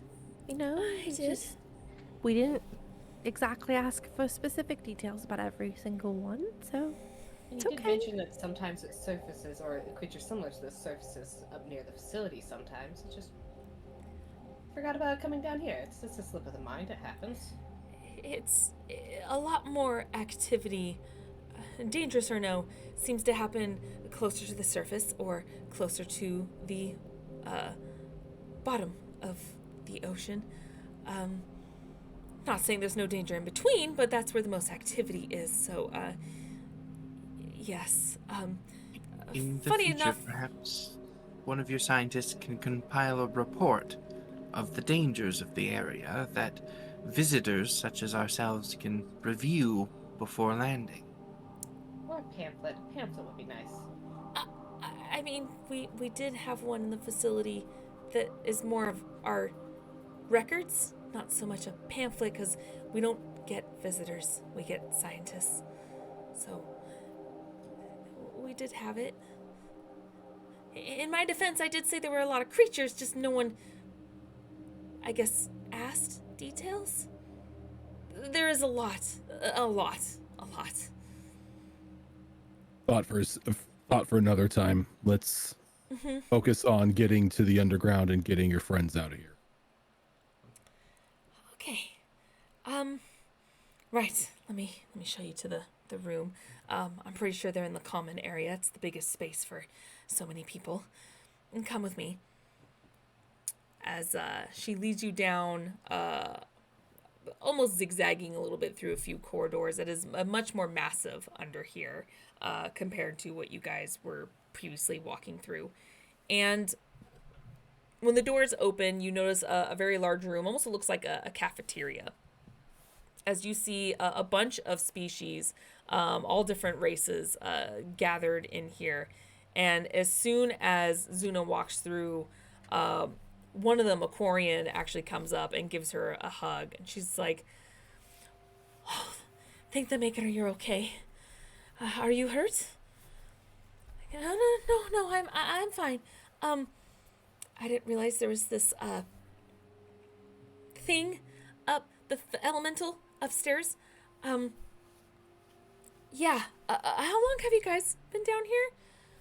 And another woman walks forward, a Turian this time, that you guys recognized from the comm when she was talking. It was like, it's been here for a couple hours now, but as you've witnessed before, the last few days, it seems to be getting closer and closer and sticking around longer instead of just passing by and wreaking havoc. It's not leaving this time.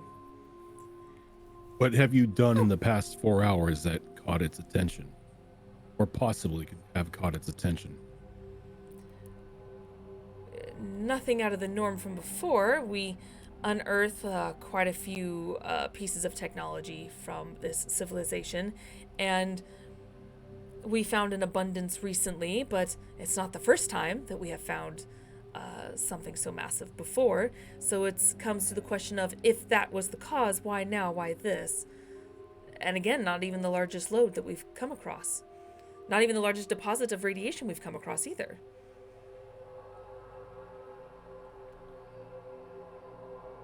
I hope this is incorrect.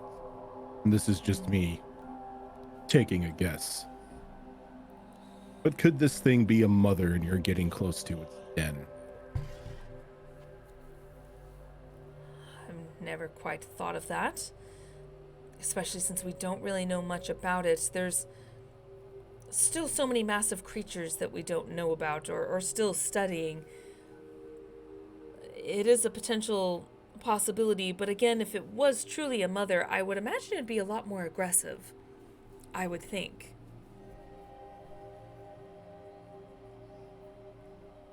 Well, you haven't necessarily gone after its young yet. You're getting close. Oh, if it has young, that's very dangerous from what this thing is capable of doing. It's basically creates a wave under the water itself, but it's believe it or not, it melts. This water is boiling hot, scalding even. Very interesting. What do you normally do that catches its attention? We believe it's attracted to heat source. Usually we, do things in shift as far as like firing up the fires for cooking, and even then those are very scarce, far and few in between. Most of the time we do them down here because the further we stretch across this excavation site, the deeper we go underground. So it's confusing as to what could be causing it. The only thing we can think of is perhaps the technology itself may be attracting it, since it is quite strong. You see all the technology has radiation sources off of it as well. And again, that could be perhaps attracting it, but strange things have been happening in the water lately. Usually it's quite busy with wildlife. There was a short time where there was nothing, and it was very strange. And then all of a sudden this creature kind of showed up and seems to be the only thing in sight, even if we don't see it for a while. Nothing else seems to come across here anymore.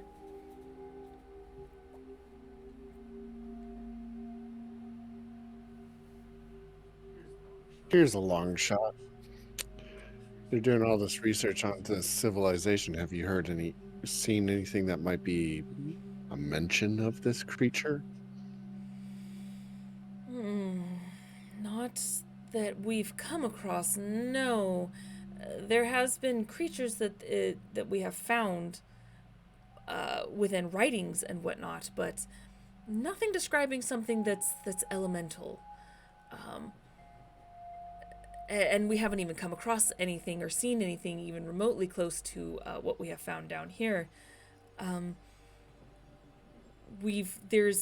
the thing is, a lot of the creatures that we have seen within this city has been even bipedal creatures, even things that represent almost insectoids. It's very strange. There's nothing aquatic, but you also have to remember that this civilization was technically on a different planet. That planet exploded from a war, scattering across several planets around this part of the galaxy and landing on different planets. So the creatures within the civilization's records don't exist, or at least don't exist on this planet, because again, it was part of a different planet. Have you considered the possibility that maybe this thing isn't a creature at all, but rather a construct of some kind, and this core is what's powering it? We have not ruled it out. It's just every time we get close to it, it nearly kills us. It gets very aggressive, whatever it is. So we try not to get anywhere near it if we can help it. We have nothing to protect ourselves with outside of very simple, mundane things. Have you been able to detect any radiation coming from its core? No, nothing from our scans. And it has gotten close enough for us to scan for that kind of signature. And nothing. It's very strange. It's been quite puzzling to us.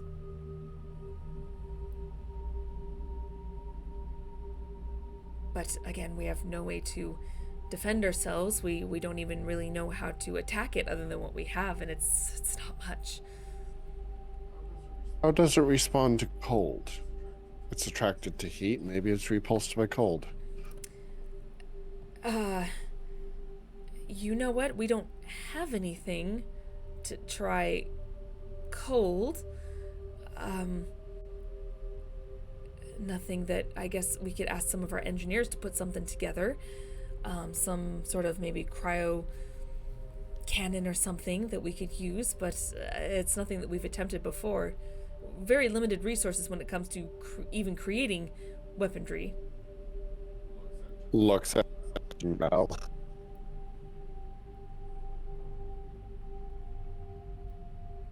Yep. Think you might be able to help area? To help in what area exactly? What am I doing? Creating some sort of maybe not weaponized at this point in time, but some way to test to see how it reacts to cold. See if maybe if it repels it. I imagine it probably, in being in the ocean and whatnot, probably can handle a fair amount of cold, but maybe a flash freeze. I don't. Jamar's got stuff that does flash freeze. I don't. Probably have not anything something. on hand.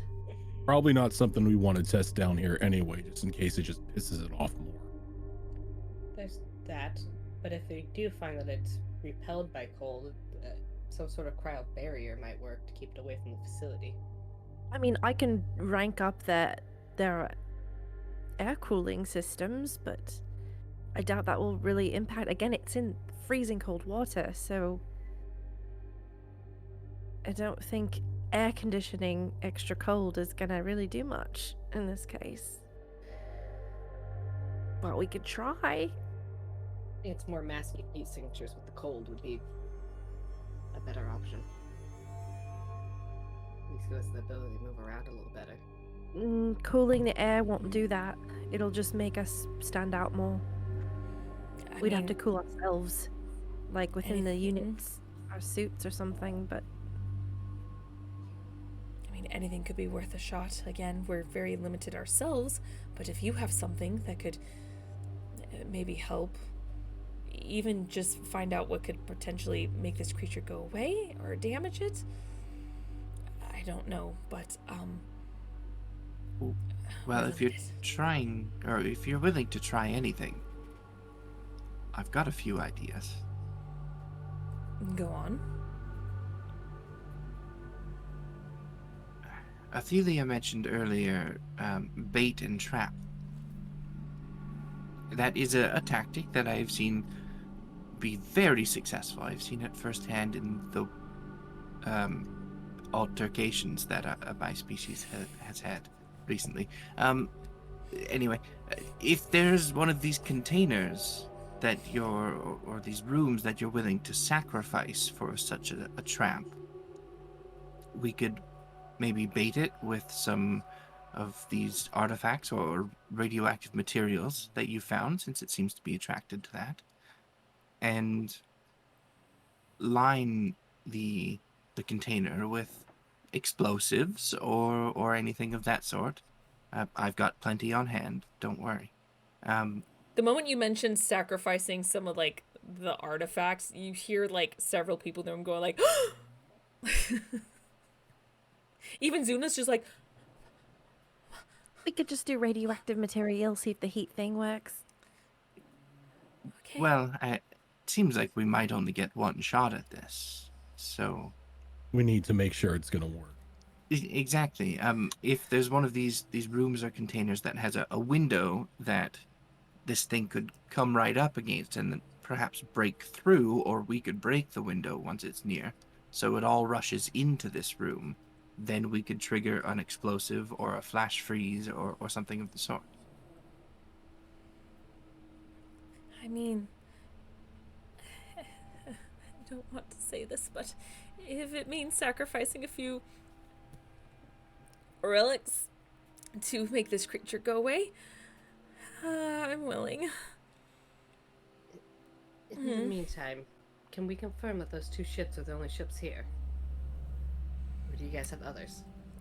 The Turian looks at you. It's like, we only have one other one. That way we have a couple of people coming in shifts instead of just, one small one back and forth. So if you, counting your ship, we have 3 total. Good. Or at least allow us to get everyone else off if we have to. I have a feeling we should probably spring the trap while we're leaving. Because there's no telling what's gonna happen. Even if this does somehow wound it, a wounded creature tends to be a bit more dangerous. Last thing we need is it to send off one of those melting screams our way while we're still in the facility. I hate to. I'm usually not the one to say, hey, let's kill it, but we do have a big reason for being down here, and they are coming back. I don't know if you know how stubborn scientists are, but they're coming back. And if they're coming Oh, back yeah. to a really pissed off, angry creature that we just trapped and then it found a way out, and we're just letting them fend for themselves, Zuna and her coworkers could get hurt. We are much more capable of dealing with this thing than they are. Well, I was more thinking maybe the scientists could make their escape while we Exactly. spring another trap we have a plan for. Yes. And then We once play. we can clear, we can bring some back and finish what we came down here for. And We you're deal not with wrong. each- We would come back. This is years of work of a civilization that's extinct. We would come back, but you're not wrong. If it doesn't kill the creature, there's more trouble. I know, darling. So,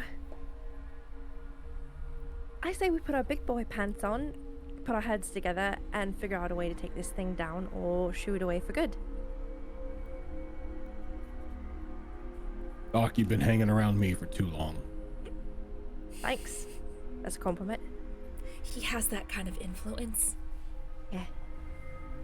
I don't know how I got off lucky. Oh, you have your violent tendencies from time to time. What? No, I don't know what you're talking about.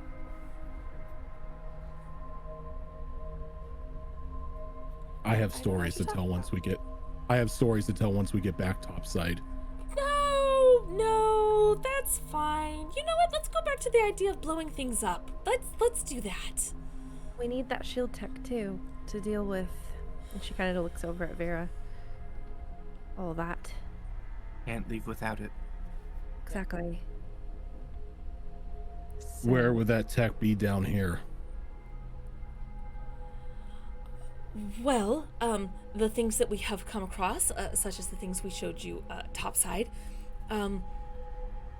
that technology, at least some of that, deals with scrambling maybe computers, even Omni tools, strangely enough, to a certain extent. But what you're looking for, I do recognize the type of technology you would need, something a little bit bigger that gives off a bit more of a radiation signature. They usually are a little bit deeper into the core. They're fairly scarce, but not impossible to find. It's that tech that you would need to take out something so powerful. The other stuff would work, but it would take a much longer time, and I don't know how much time you have to try and disable that shield. And we don't want this thing coming up on our rear when we're not expecting it. Do you have some sort of communication system with the surface from down here? We do, although it's quite jumbly, mainly because the weather topside is actually pretty bad most of the time. But yes, we can. There will be a delay, though. We send all of you away while we handle this creature. We might need a way to call you back to get a guide down to where we need to go. At least we That's can give you true. the all clear. Yes, that is possible. If that's Right. the route we're to go. The only downside is if what you end up doing destroys the entire facility, there's no way to communicate. Oh, well, the good news is there is some on the submarines. There is a communication device. You just, well, we have plenty of engineers to do it. I'm not worried to just amplify that radio frequency just a bit more, since it's a little bit more short range. But it's possible. We can definitely do that. I think we can handle this without destroying the whole facility. I would hope. That would be nice. Because the downside is if we're sending everyone else away, we are not going to have an escape route ourselves. Oh, So- we should Take leave all one for 3 you. Submarines. We should leave one for you. If you can fit spare everyone, it. if you can fit everyone in 2. Yeah, you know what? I'll even stay and help you guys. This is fine. This is fine. Stay near me, okay? Okay. Yeah, that sounds good. And she looks around at the group. I'm not just saying that. I really have the best defensive technology out of us for other people. She's like, This don't is, you yes, judge me. offensive. Just long as think, it's not just your think, gun. Judging. think about it this way, Z. It's like when I used to take you out on hunts. Yeah, it was the body parts I didn't like. Do you still melt things? When I need to. Huh. Yeah, What room? yeah, I could suck it up. What room fits the description of our plan best, based on what Vera said? Well, Window, well sealed. Large enough for the creature. yes, there is actually an observatory up top that has almost an entire wall that's just a window. We could use that. That would actually be perfect. I could try gathering some of the other artifacts in one area. Although Let's do I that. recommend doing that a little bit closer to when you want to do the plan. If we do it all at once and there's some time, it may not be good having so much of that in one space. Set your grenades and mines up first, she means. Ah, there you go. Now- Yes. Does this facility have any sort of failsafe just in case one of these windows were to break? Oh, of course, yes. Actually, many parts of the corridors and the other containers have fail-safe systems to shut with very thick doors to keep water out. Even a drainage system just in case. What about There- the windows themselves? Do you have anything to cover them? Unfortunately, no. But again, within the floors, we have very thick metal walls that will come up and kind of create an extended, or I should say, smaller container within the container, creating a Okay. box. Come up automatically. Does someone Perfect. have to trigger them? Oh no! The moment they feel a certain amount of pressure within the facility, it goes up. So it happens well before it even fills up with water. So we can suck this thing in and trap it in a kill box. Another Yes. question is, Vera, how close to your grenades do you have to be to set them off? Well, 10 feet. normally, Mines. well, yeah, with a grenade, it's, throwing distance. But, Your mines, I apologize. well, the cane trip mines that I use for the big booms, they're trip mines, so they detect movement, they'll be triggered. But I can do what I did in that other facility that we eradicated. I can set up all of the mines and then place a proximity mine in the center of them, and that I can arm and disarm from about 200 meters away. That's And good. that creature will be right on top of it, so the moment I arm it, it will explode. I just want to make sure you wouldn't have to be in the room with them and you're running trying to beat the water in the doors. I should be perfectly safe. Jamar, That's reassuring. do you want to hack in and maybe download some schematics of the facility for us? Should be easy to do. I can pull every bit of information we need. Please. I think it might come in I handy. mean, if it helps, we can give you anything you need right now. Just no need to Oh. hack. If we freely give it, if you are helping us, we greatly appreciate it. As you're still in a room full of all these people. Sorry, Schematics, we're kind of used. everything. Yeah, please. We're kind of used to it not being freely given. We don't do crime. For abandoned buildings, Put that on a To be t-shirt. clear. We don't do crime. our new emote, we don't do crimes. Hashtag we don't do crime. It's not crime if it's an abandoned building. Oh, it's owned by bad guys like gangs. Look, there's a difference between crimes and war crimes, okay? Feel like y'all did. Never mind. So yeah, one of the Turians comes up to you. She has a data pad and hands it over to you, Jamar, and gives you a good chunk of information, even information you probably don't even need, about the facility. Here you go. If you need anything else, let me know. Again, it pains me if we need to make any sacrifices like that, but to get this creature away from us so we can continue our work, as they say in the world of science, some sacrifices have to be made. Even the choices are the relics of They your say that in the lives. military as well. Same concept. It's what all we can do for now. If you need anything else, let us know, because once we start ascending to the surface, we won't be able to give you any more information until we reach topside. And that's if the facility down here is still working after whatever you've done. We need bait it wants to eat and not kill.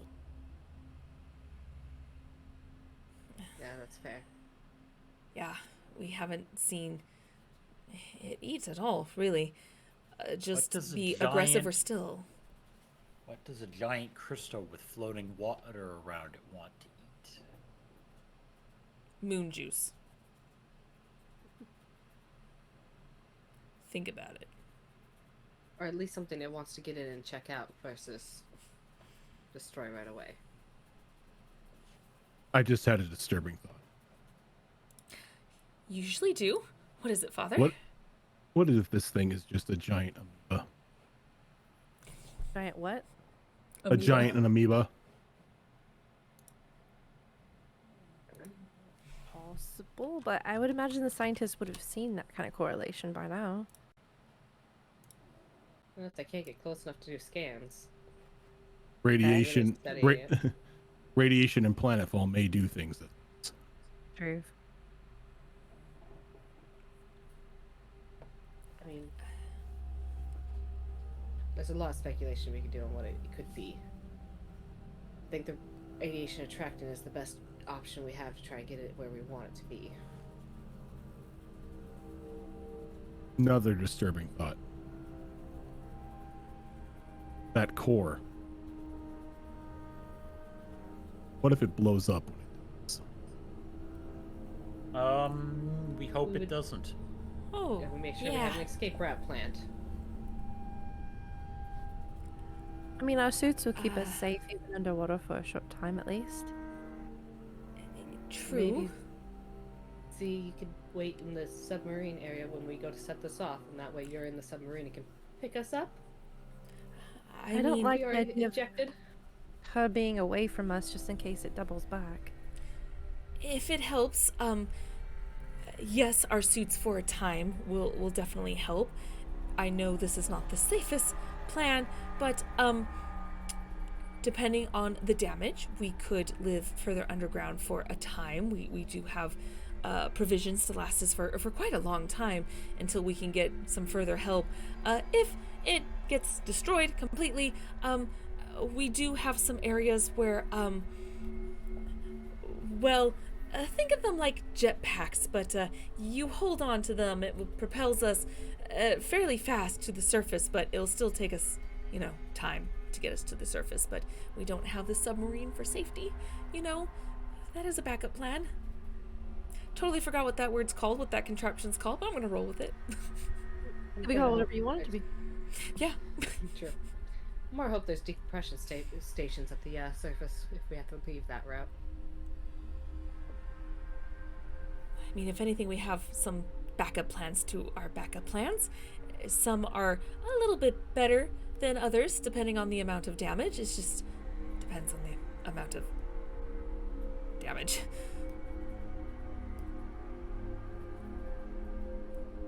What if you do damage it? Significantly or no, how do you plan on finishing it? Continue to do more damage. Shoot it until Right. it stops moving. Usually, crush it or blow it up. That too. In this case, freezing it might work better since it tends to be hot.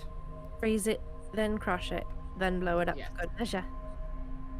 I mean, I usually try to Interesting stab things, but question. And I mean, I know it's cold outside, but you don't happen to have any refrigeration units down here, do you? Yes, of course we do. Like I said, we have a bunch of provisions, both dry and cold. Funny enough, back to our story up top, we do have a very large freezer as well. When push comes to shove, I can usually immobilize creatures for a short period of time. At least give us time to Oh, that's good to know. move around. Freezers don't work without a source of cooling. Yes? I see the wheels turning, Jamar. What did you have in mind? We might need to cannibalize one of your freezers. Oh, that's fine. We can always get more.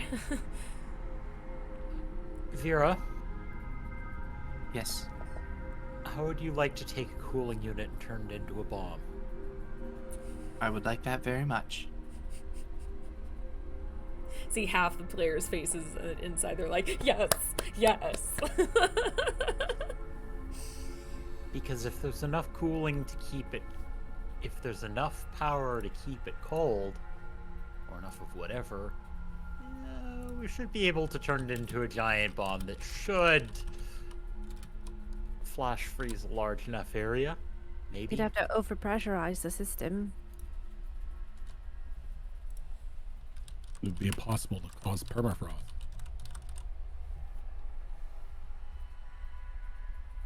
And then make some sort of trigger mechanism or something to set it off so that it goes past its breaking point at the right time.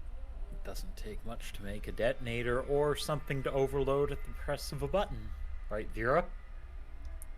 Very much right, Jamar.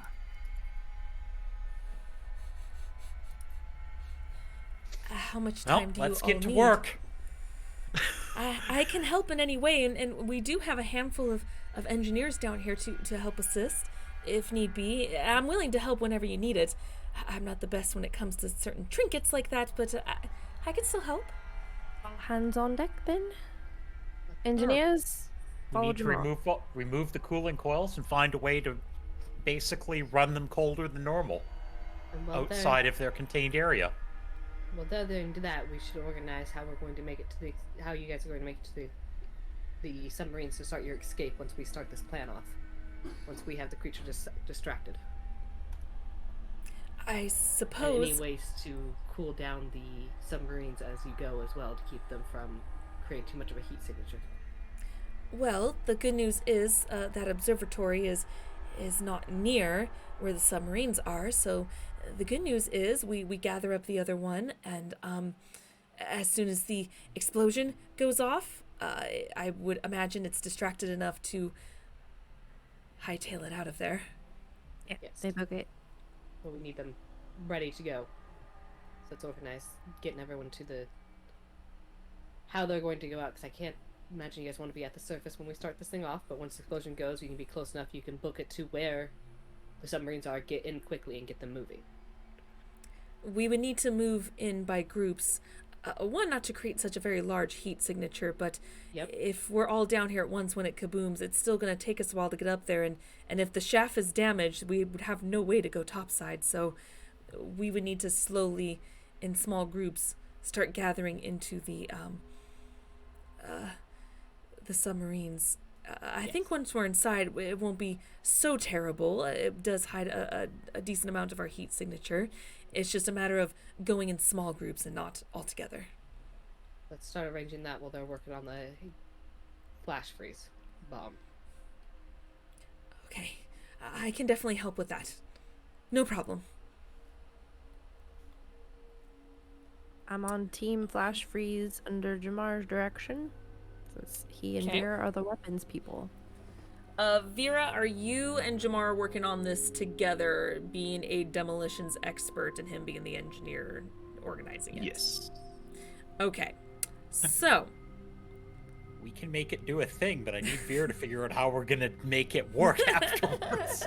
Because I don't want to be the button to press the button while holding on to it. yeah, exactly. Okay, so for this, I love it when a plan comes together. I have a little something to maybe add to. I don't know if anybody's going to be up for it, but Dreskar would also say, no, as I understand it, the problem with getting more information on this creature is that you haven't been able to get close enough. Is there any way we could perhaps make an extended range scanner to try to get information on it? We can certainly try to amplify it, but it has to be within a certain range, and it either keeps a steady distance and just out of that range, or it's so close at that point it's causing destruction. We haven't really found a very clear, stealthy way to go about it, especially since we've seen it with eyes, but only when it creates a form for us to recognize, if that makes sense. Otherwise, when it's in the form it's in now, it just looks like water. We don't know where it's looking.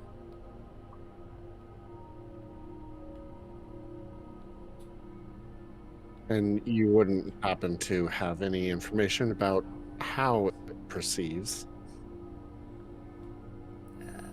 The visual spectrum and the infrared spectrum? Only that we're pretty sure it's attracted to heat, but we don't know if that's visual or some sort of sensor that it has. There are plenty of creatures that have that as well. I guess more commonly, I've only recently learned about this, trying to catch up into other sciences. What humans called snakes have something similar, using certain senses to sense heat. That is the only thing we've been able to discern. That and whatever the radiation gives off, but it is a form of heat in its own right. So we don't know how it senses that. We don't think it's visual, considering how we don't see it with eyes as it does get closer, when it chooses to get closer. Then unfortunately, I don't think my typical stealth tactics would help us with that.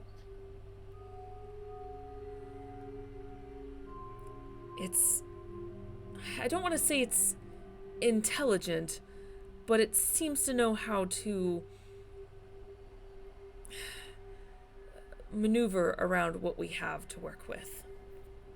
If that makes sense. It wasn't a bad idea. It does. Well, was worth a shot, at least asking.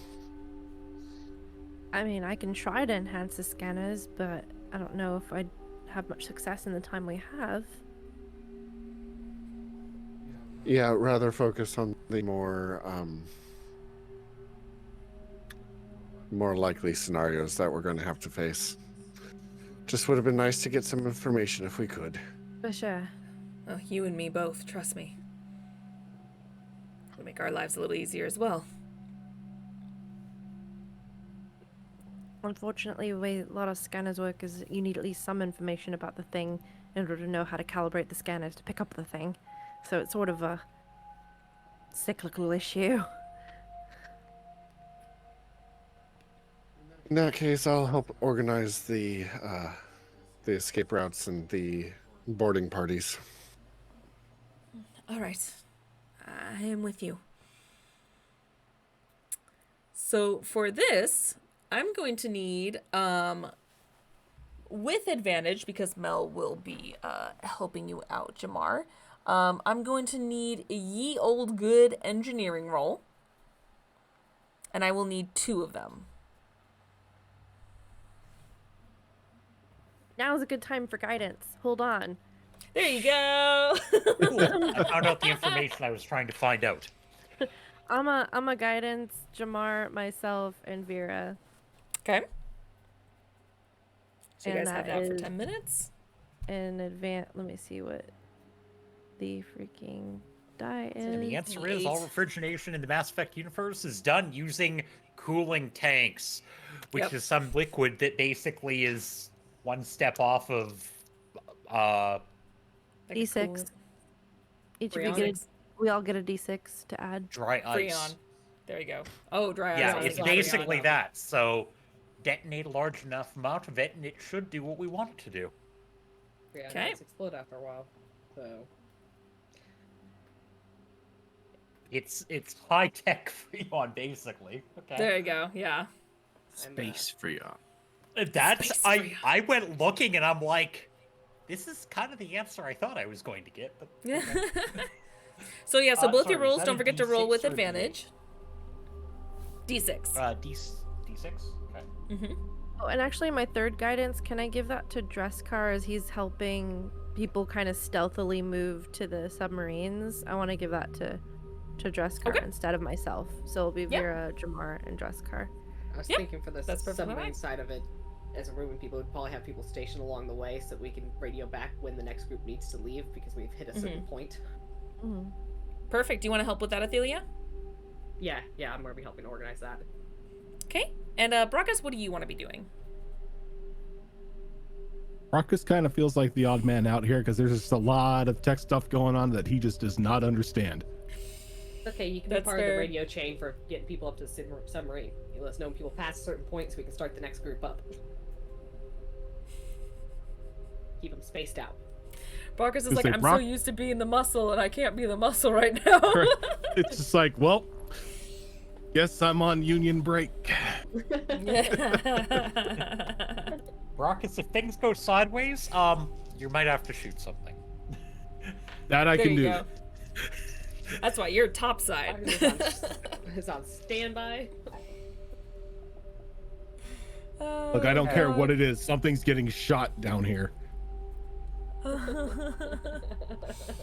my god. Okay. Suddenly a rat runs by. And sorry, we were running. What was the roll off of? Engineering. 2 of them with advantage. That is a 27 on the first one. Okay. Why do I not have my pencil up here? Ugh. And a 31 on the second one. Damn. Okay. For Vera.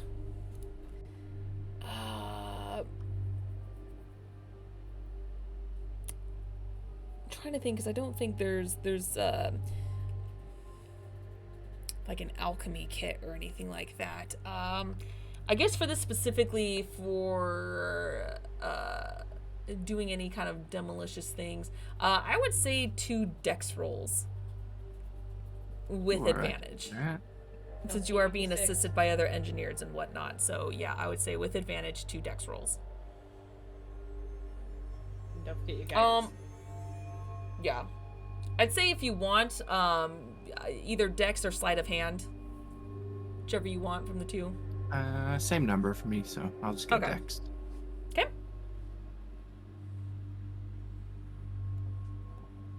The first one is a 22. Okay. And the second one is also a 22. Perfect.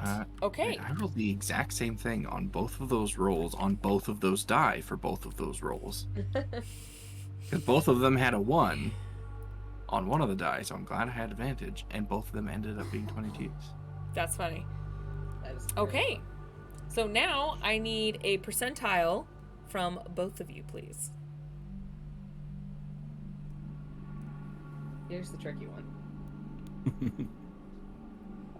But is it high or lows? We'll never know. Straight 60. Okay.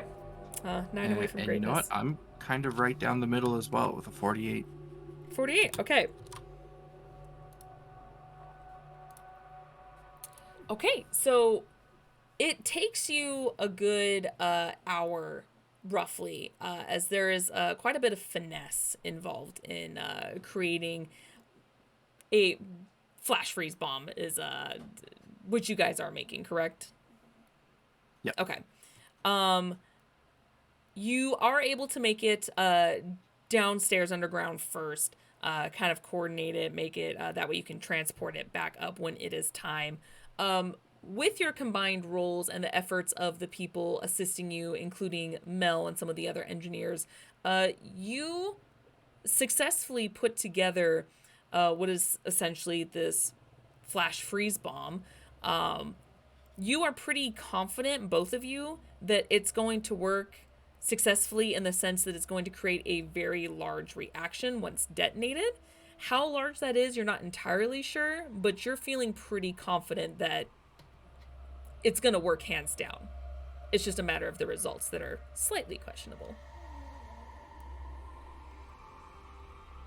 And at that point, with the efforts of Zuna, Dreskar, and Brockus and Athelia, you guys are able to slowly over time coordinate, basically people gathering up any important docs, which thankfully with space, it's just all on one data pad, kind of collecting every information they need, some important pieces of,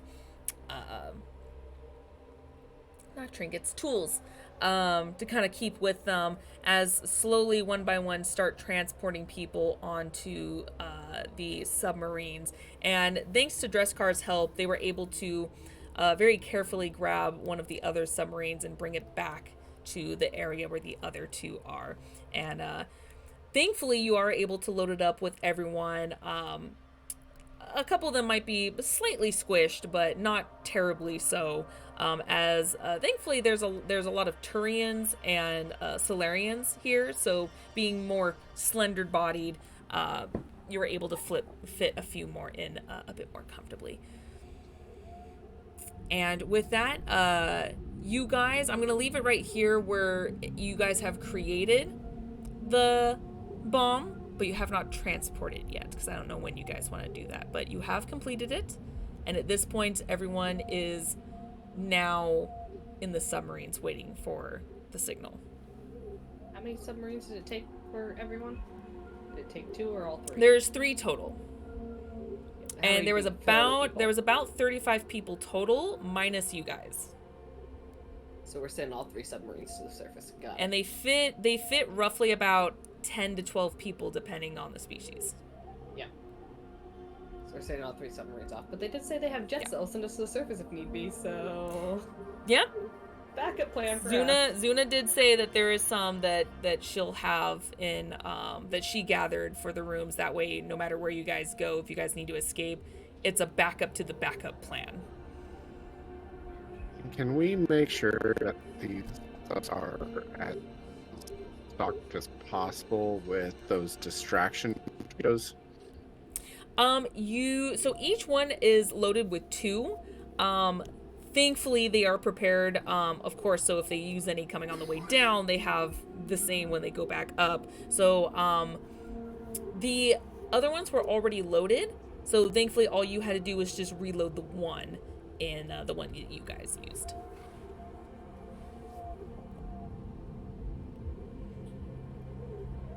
Fair enough. Okay, Pack everyone in like sardines. pretty much. Delicious meat Discomfort sacks. versus your life. Which one do you want? Delicious meat sacks. So yes, so at this point, Zuna comes back, and sees you all kind of slowly starting to gather, and she goes, okay, so we have everyone in the submarines. So far so good. Dresscar was really smart and made sure they all had the distraction torpedoes. Double checked, our engineers made sure that the electrical system to taser anything is online and functional. So we're good to go whenever you guys are ready. Yeah, we've got the cryo bomb ready to go. We just need to put it in place, and then bring the bait in there. And I'll place a proximity mine on the glass, and we just wait until it gets that thing's attention. Vera, what was our bait Yes. again? Artifacts, radioactive artifacts. Huh. Yeah. I don't like this. Oh, We have a safe way to handle those to move them around. Oh, I know yes. Vera can handle them, but the rest of us will have a little trouble.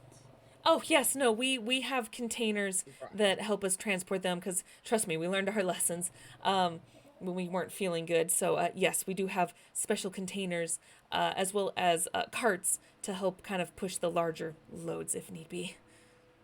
speaking of if you should not feel very well here, take this. And Mel's going to hand her over one of her Vitalect septic metagels that she crafts herself, which is one of her enhanced ones. So it's a superior metagel that can also grant her +2 to all ranged attack rolls for a minute. All ranged attack rolls. So it's a superior metagel plus that bonus. Perfect. +2. Okay. All right. Made a note of that. Thank you. She so after you hand it to her, she goes, "What does this do exactly?" Oh. It's going to heal you up real good if you're hurt. Okay. So just go ahead and stab it in. Right, And, doctor. Right. Yes. This is. I crafted it myself, actually. It's a special combination. It will also kind of give you a bit of a boost and enhance your accuracy, essentially. So if you're trying to hit something, you get. You'll notice that you'll be able to focus a little bit better. Sort of like an adrenaline boost, Oh. but one that won't mess with your system as bad. Right. Okay. I mean, that works. I may not have a weapon on me, but I have biotics. I am an Asari after all. That's good to know. Okay, thank you. I appreciate it, Mel. Thank you so much. Do you need a weapon? Biotics, that's right. I guess it wouldn't hurt. I'm not terrible with it, if ever just slightly out of practice. But if you don't mind sparing one. I've got plenty to spare. And she will course. pull her M15 Vindicator off her back and hand it over. It's a assault rifle, I believe. Let me look at the details of this one. You giving her an assault rifle? Yeah. Does a D10 damage. It's currently loaded with cold rounds, so there's that as well. Hopefully she can shoot an assault rifle. Which one is this one? It's the M15 Vindicator. Ah, there it is. Okay. Perfect. Okay. Potentially use a Vindicator. I mean, it is a bit bigger than what I'm used to, but I mean, I grew up with this guy over here. She gestures over to Brockus, so you know, I've definitely had training on it. It's just not my forte. So actually, guns in general are my forte, but it's fine. This works. If all Anything will else help. fails, it does have burst fire, so just close your eyes and hold down the trigger. And Don't- aim Somebody's away like, from Don't close your eyes. He looks over to her. Don't close your eyes. Right. Right. I mean, Because all I'm getting is If you Archer, can just the pull suppressing a- fire. yeah. Don't do that. Yeah, no. For an SMG or pistol, let us know. We do have other weapons on hand. Really, just as long as I have one, so I feel a little bit better would be nice. But this is fine for now. I do appreciate it. Thank If you. you do want a choice, I have a pistol as well. Or if you're more of a sniper rifle type person, I've got one of those you can use. Oh no, that's okay. Actually, if it's okay, a pistol would make me feel a bit more comfortable. All right. I mean, I can give her my pistol. I don't use it often. I almost never use my pistol. I've got plenty of other weapons to choose from. You Neither are a does walk Mel. Smell. Like alcohol bottles. Well, Mel Not my tries. Mel. Not my Mel choice. Oh. So I'll take the Vindicator back, but I'll swap the Okay. cold rounds over to the pistol. It's an M3 Okay. Predator. I also set my special gun up to cold rounds by just putting one cold bullet in or one cold round in, and it sets all of them to cold. Okay, so you have cryo in yours. Cryo is in Zuna's. I know Jamar just does cryo. Is anyone else loading up with anything special? I have the opposite. Yeah, you have fire. I've got fire. Actually, here's the funny story. I've got a cryo mod for my weapon. Oh, there you go. Okay. All right. Here's the hope Anyone cryo else? does it. Yep. Doesn't Jasper have some special ammo? I think one point where I was going to switch to my will. So verify that, but if you can, I will. Oh, you just rebought it so hard for me. Yeah. Mhm. I got Yeah. none of that. Sorry, hon. What was that? I believe one of my sniper rifles has the ability to switch to cryo round. Oh, your sniper rifle can switch to cryo rounds. Okay. So if you decide to use your sniper rifle, you at least have that for cryo rounds. Watch this whole time. You guys set up cryo, and then comes out, and it's just fire. So then Brockus is Actually, like, I'm a little yes! I'm a little concerned about that. I'm actually gonna put my warp ammo in instead. So that does God, you had necrotic. one. I do. I have a warp. Yeah, Yep. and I I'm holding don't the rest of it. do cold, so What Yeah, is and warp my ammo again? weapon, my main weapon does radiant, which is radiation. So we'll see what happens with that if I end up having to use it. He might like it. Go. Yeah. I know he might be like, Eating it. Maybe that's how you can attract it to me. Ah! Yeah, I mean, if the artifacts fail, then my weapon can do like a huge radiation burst. So oh, your starburst. Yep. yep. yeah. Yep. See, we have backups to our backup plans. Look at Let's you do this. guys. This is why we work when we wing it. I'm ready. Do this. Okay. So you guys go topside, transporting this bomb over to the area that Zuna actually walks you to. Thankfully, there's a crate that you guys are or a dolly that you guys are very familiar with, the hover ones, so you can transport this a little bit better and steadier. As she takes you to the other side of the facility, to the room where, sure enough, there is a very large window that looks out into the water. It looks like it might be a lab of some sort, but there's not as much equipment and chemicals in here. As once again, this is more of an observatory, so there's a lot more notes and stuff going on here. But yeah, it is a smaller room. You guys can place this wherever you want. I'm assuming up against the window. I think we'd probably want to place it on the opposite end of the room from the window, because as soon as I blow that window, it's going to create a big suction that pulls the creature into this room, right? Okay. Perfect.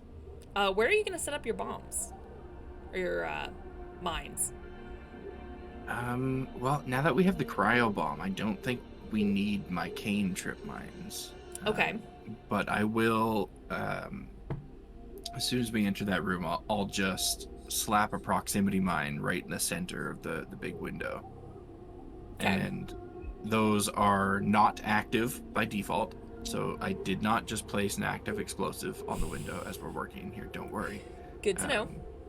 I can activate and deactivate those at any time, as long as I'm within 200 meters of them. So, and if there's a creature within 2 meters of the mine, when I activate it, it just immediately explodes, which is the goal. Hoping that the creature will get close to the window, and I can hit that mine, blow the window, suck the creature in, then blow the cryo bomb. Okay. All right. And as you guys... Oh, sorry. Go ahead. So I'd probably ask Duna where the fail-safe triggers for the water comes in, where those are going to go off, the metal plates that shoot out of the floor. Oh, well, in this facility, it's in small 15-foot sections of each one of the corridors, at least, depending on how far the water gets.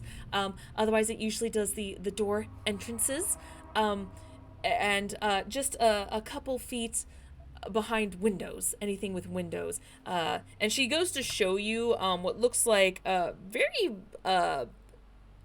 It was very hard to notice at first, especially if you're not looking for them. What looks like a very thin line going across the rooms. And she goes ahead and she flips a switch off to the side, and you see this wall come up in front of where one of the windows is in another room, showing that it's completely sealed and basically keeps all of that water out. And then she points to another button. She goes, if any water does get in here after that goes up, you hit this, and there's a small hole that it kind of sucks it out really quickly and drains the water, so to speak, so the room doesn't keep filling up with water, or you're trapped in here with who knows how much water. So, yeah. Why would you be able to disable the ones on the windows in the room that we need the windows to explode inward? Oh, that's a good idea. So that those don't trigger as soon as the mine goes off, and we actually can suck things into that room.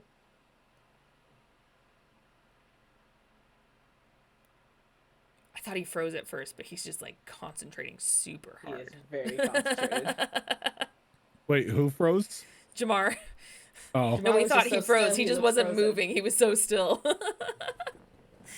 I was like, Jamar? Nope, we're good. We're good. Okay. Did you hear what she was saying to you? We can probably do that. Okay. What kind of roll do you need? For this specifically, I would say hacking, since you're trying to reach within the system to disable it.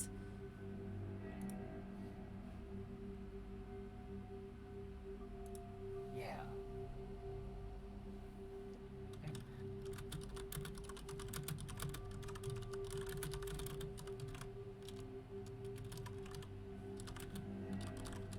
Um, 26? 26, yeah. They don't really, it's a science facility. It's nothing like highly classified, so it's really not that hard to hack into the system and very easily disable the system in that room specifically. However, now that you have hacked into the system, you did, knowing you, copied it onto your OmniTool system, and now you have in front of you a touchpad of other systems that you can now activate from your tool if you want to. I have a remote control for the entire facility. Life is good. With that high of a roll, yeah, you pretty much like copied the hacking system onto your OmniTool. The second question is there somewhere we can stage where we can, if we need to continue to fight this thing, we can get visibility on it? Because if those doors go up and they block our view, we can't really do much or tell what's happening. Well, there is a container not far at all down this corridor that, if you needed to, you could use. It does have windows and everything. The windows are quite thick to withstand, the pressure. We are very deep underwater. So if that doesn't work, there is another container just across the way, actually. You'd have to run to it, but you would be able to see across from it parallel and shoot from it from there in case more of this section gets destroyed. Or we can just start over in that area just in case. Do you think a single proximity mine is going to be enough to blow the window, or should I add more explosives to that?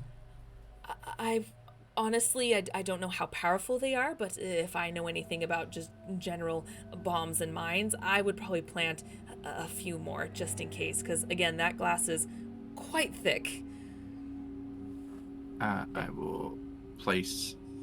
Let's go with 3 cane trip mines around the proximity mine, so they'll all blow at once. Okay, so 4 total. Yep. Perfect. Okay. And I'd like to head to one of these rooms she pointed out to see what the kind of gauge the distance between where we're gonna pull the monster into and where our rooms where we can get line of sight are. Are you talking about the one she was saying parallel to it? That way, in case this section gets destroyed, you guys are still okay? Or are you talking about one of the rooms close to the room you guys are setting up? Both. The one you are setting up is probably a good 20-25 feet. Okay. The one across the way is probably a bit more like 40 feet.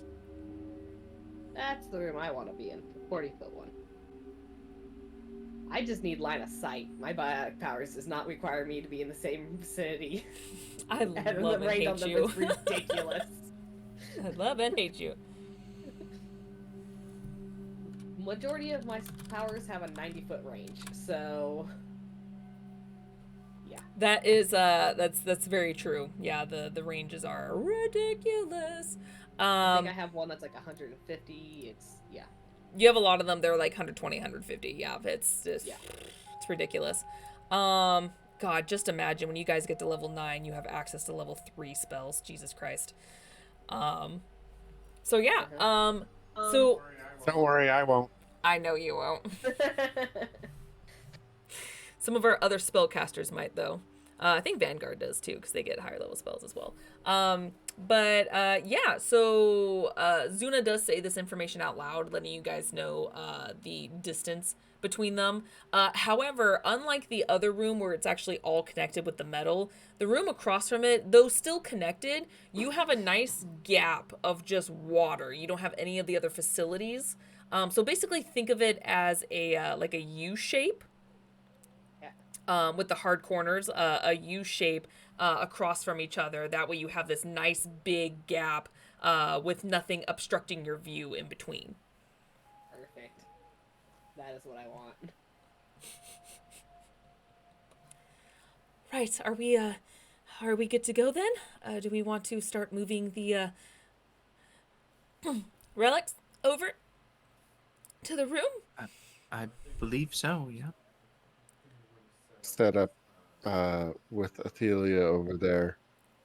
For some reason, I don't feel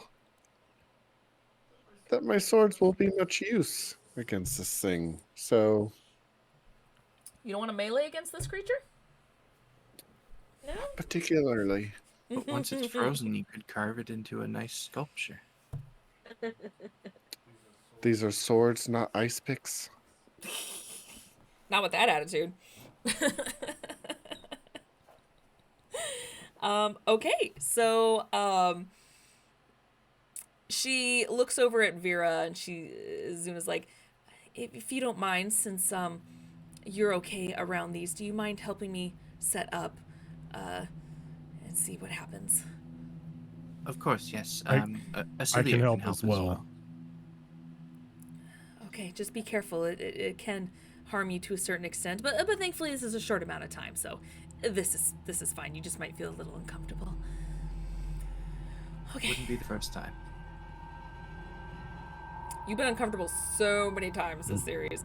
Not because of radiation. Daily occurrence around Dresner. I mean, ADH look at it this Adventures, way. thank you so much for that raid. Welcome. Discomfort's just on the job description. Yeah. That's very true. Oh gosh. Okay, so you guys start wheeling in these relics, and it's a handful of them. It doesn't look like much. However, they are quite large, and Zuna explains to you that these are perfect because, one, they're not sacrificing as many relics, but they give off higher amounts of radiation to attract it. So it's kind of her way of still doing the job, but at the same time not sacrificing so much.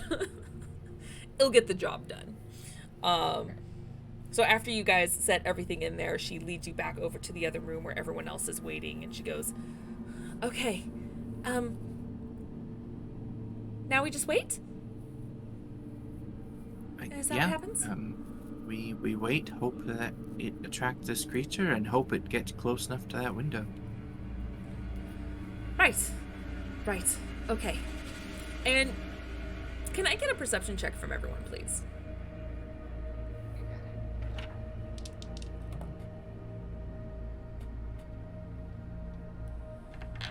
19.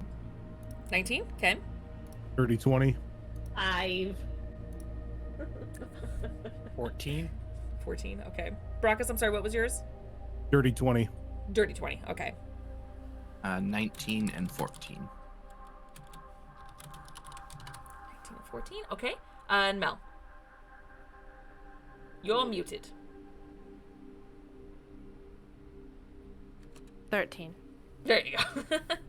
I also okay. mentioned, I don't know if positioning matters yet, but Mel is positioning herself kind of central to people in the group. She doesn't want to be too far away from anyone in case she needs to jump in with some defense or healing, so. Okay. Sounds good. Yeah, this room, it's a slightly bigger room, but if they were on one end of the room and you were on the other, it's still like 30 feet. So it's roomy but close enough for you to basically do like your walking speed around if you need to get to anybody. So yeah, so no matter where you are in this room, you'll do a good job getting to anyone. Right now, positioning is not so much a thing. However, I do want to know who is at the ready at the window looking out, whether it's everybody or just certain people just kind of waiting.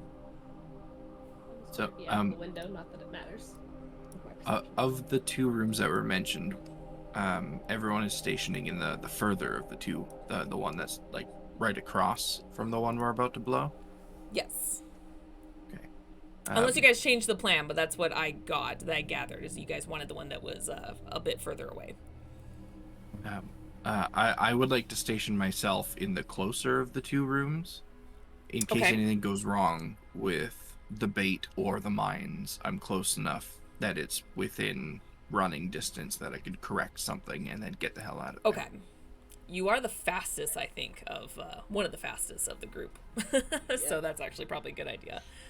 Okay, so you're roughly 20 feet away from that room, giving you another 20 feet from everyone else at this moment. Actually, a little bit further because you're going down the corridor and then over. So probably a bit more like 35, 40 feet is what you would need to run if something were to happen.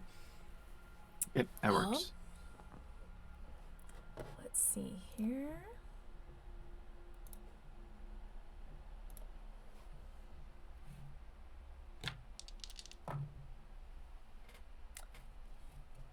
Okay, dice have spoken. All right, so with your perception checks, Brockus and Dreskar, and I think Vera, you got the higher of the two rolls, right? Yep. Yes. Yeah, okay. So you three are able to very noticeably see that this creature has definitely moved closer by the time you guys are done setting up. Mainly because it's been a good hour and a half since you guys started working on everything. So it has moved closer. And it really only takes about another 30 minutes. By the time, at this point, all of you can notice very significantly this stream, this underwater stream, just moving closer, almost in a spiral, getting closer and closer to that area. And you guys can now see this very obvious pulse that you can't tell if this core, as they've been calling it, is solid as far as like, is it rock or not. It seems to be radiating a lot of this very bright white and orange heat from it, but it seems to be pulsing faster the closer it gets to that room. And when it does, you can now see this current at first pushing up against the glass, almost trying to wrap itself, almost coiling itself around this part. But it's not squeezing. It's just, for lack of a better term, feeling. As it knows something is there. And again, you can't see any eyes, can't see a face or a mouth or anything, just a stream of water with, now you can see it is a core, but there seems to be a couple other pieces of pulsing heat, but it's much redder. It's not, for those of you who know science, you know that when it's more white, the hotter it is, while red is not as hot by comparison. So you know that maybe this is heat, you're not sure that's pulsing, but it's definitely a bit more on the red side than that white and orange that the core is having. And then after a while, you start to notice those edges of the red start to slowly form into what looks like claws. About 3 of them. As they start to grab the side of this container, with it facing towards the window. What would you like to do? Is the core, the main core, in front of the window at this point? It is. It's actually floating almost in the center. There's no distinctive shape just yet, other than it start to slowly turn into sort of a blob with arms right now. So the core is in the center right now, just pulsing. Okay. Unless somebody from the team tells me not to, I am going to trigger that proximity mine to blow that window and be ready on the detonation of the cryo bomb. I think it's a Would good anyone call. else? Yep. Okay. Project Deep Freezes go. Readying What to we were shoot. praying for. Yeah. Rain Okay. spells. Vera, are you still in the room closest to it right now? I am, yes. Okay. Okay. Until I say otherwise, you're not in initiative or anything yet, so treat this a bit like a surprise round. So, Vera, whatever you want to do, you can do so now. Okay. So that proximity mine, I'm going to arm that, and because this thing is already within the radius of that mine, it will immediately explode Okay. and hopefully blow that window. And then I'm holding off on the detonation of the cryo bomb until I see that main core, or at least the majority of this creature, be sucked into that room. Okay, go ahead and roll me the damage on these mines.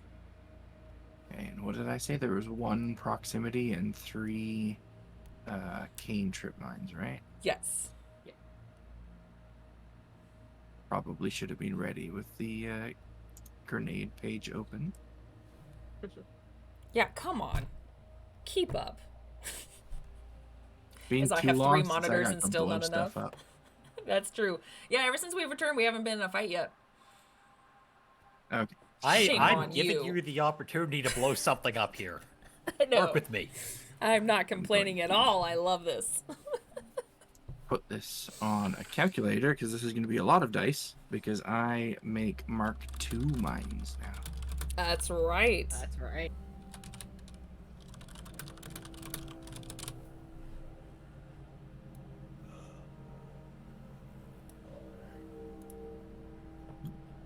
Good rolls so far. Okay.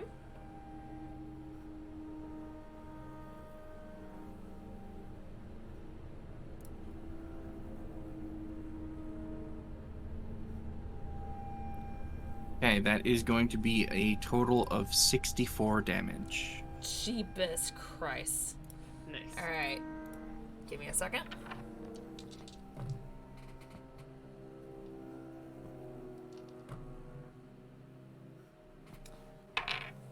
Okay.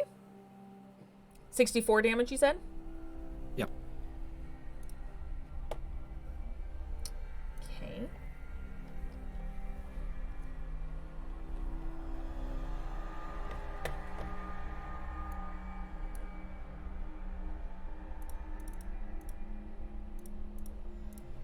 Okay, so with that, you everyone can see now, having a slightly better view from the angle you guys are at compared to Vera. You do see a chain reaction effect as you see multiple explosions going off at once. Of course, recognizing this pattern instantly. Thanks to you setting up more mines, the glass shatters by the time the final one blows up. And because most of the damage was absorbed by the glass itself, it doesn't do as much to the creature, but you do see that it does recoil a little bit, probably taking a little bit of whatever just happened. And it almost happens in slow-mo, as it takes just a few extra seconds before you can see what looks like a vortex of water starting to swirl and get pushed inside of this room now. And as soon as that core is in there, detonating that cryo bomb. Okay, so I'm gonna need some damage done. I'm gonna have you roll it since you're the one that is detonating it. And give me a second and I will let you know how much damage you are actually going to be doing. So give me just a We've been waiting moment. for. The moment y'all been waiting for. What does the bomb actually do? What does the bomb do? Okay, so What does the bomb do? Ugh. Boom, boom, boom, boom, boom. get out of here. I just Yeah. know. Here.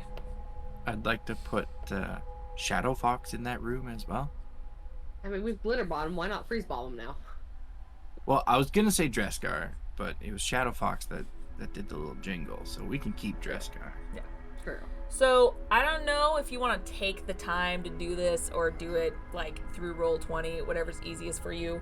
I need you to roll 15d6 for me, please. 58. 58. Let me see. Dumb down. Oh, pretty good. Pretty good. Mid to high. Very nice. Got, 4 Okay. 6s in there and only 2 1s. Pretty good. Okay, perfect. Yeah, so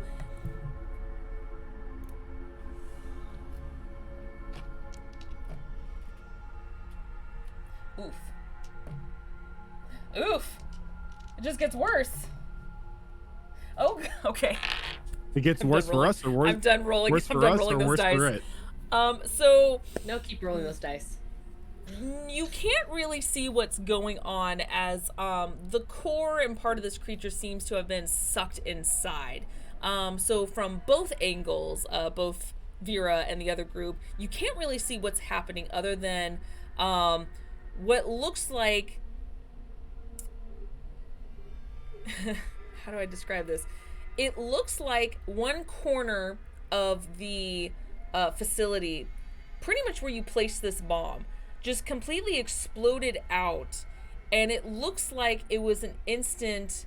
The water instantly freeze over, almost in a half explosion. It's almost like kind of cupped out like this, of just pure spikes and water, as it seems that it happened so quickly, thanks to Jamar, that you weren't able to do any damage to the rest of the facility or the water itself. It kind of controlled itself in this one instance because, again, making a flash freeze bomb, it instantly just solidified, creating this somewhat eerily beautiful effect. And part of what you can assume is the rest of this creature, maybe the lower half of this creature, you're not sure, is just flailing, and you guys can start hear this large roar that's rumbling the facility. But the other group doesn't really see it coming out, other than part of the body that wasn't frozen looks like it's just kind of freaking out, just flailing back and forth. However, due to how powerful that effect was of the bomb, a portion of the facility starts to shake and almost crumble and crack as it starts to slowly reach you, Vera. I'm going to run for the room my companions are in. Okay, what's your normal speed without dashing? It is 16 meters. Okay, yeah.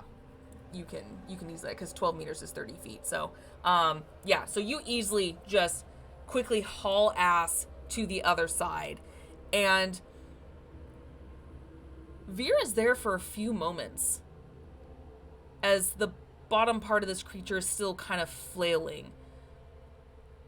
And then after a while, you start seeing the cryo part of the frozen water starting to crack and shatter, as what you now see is now a more formed creature come out of it.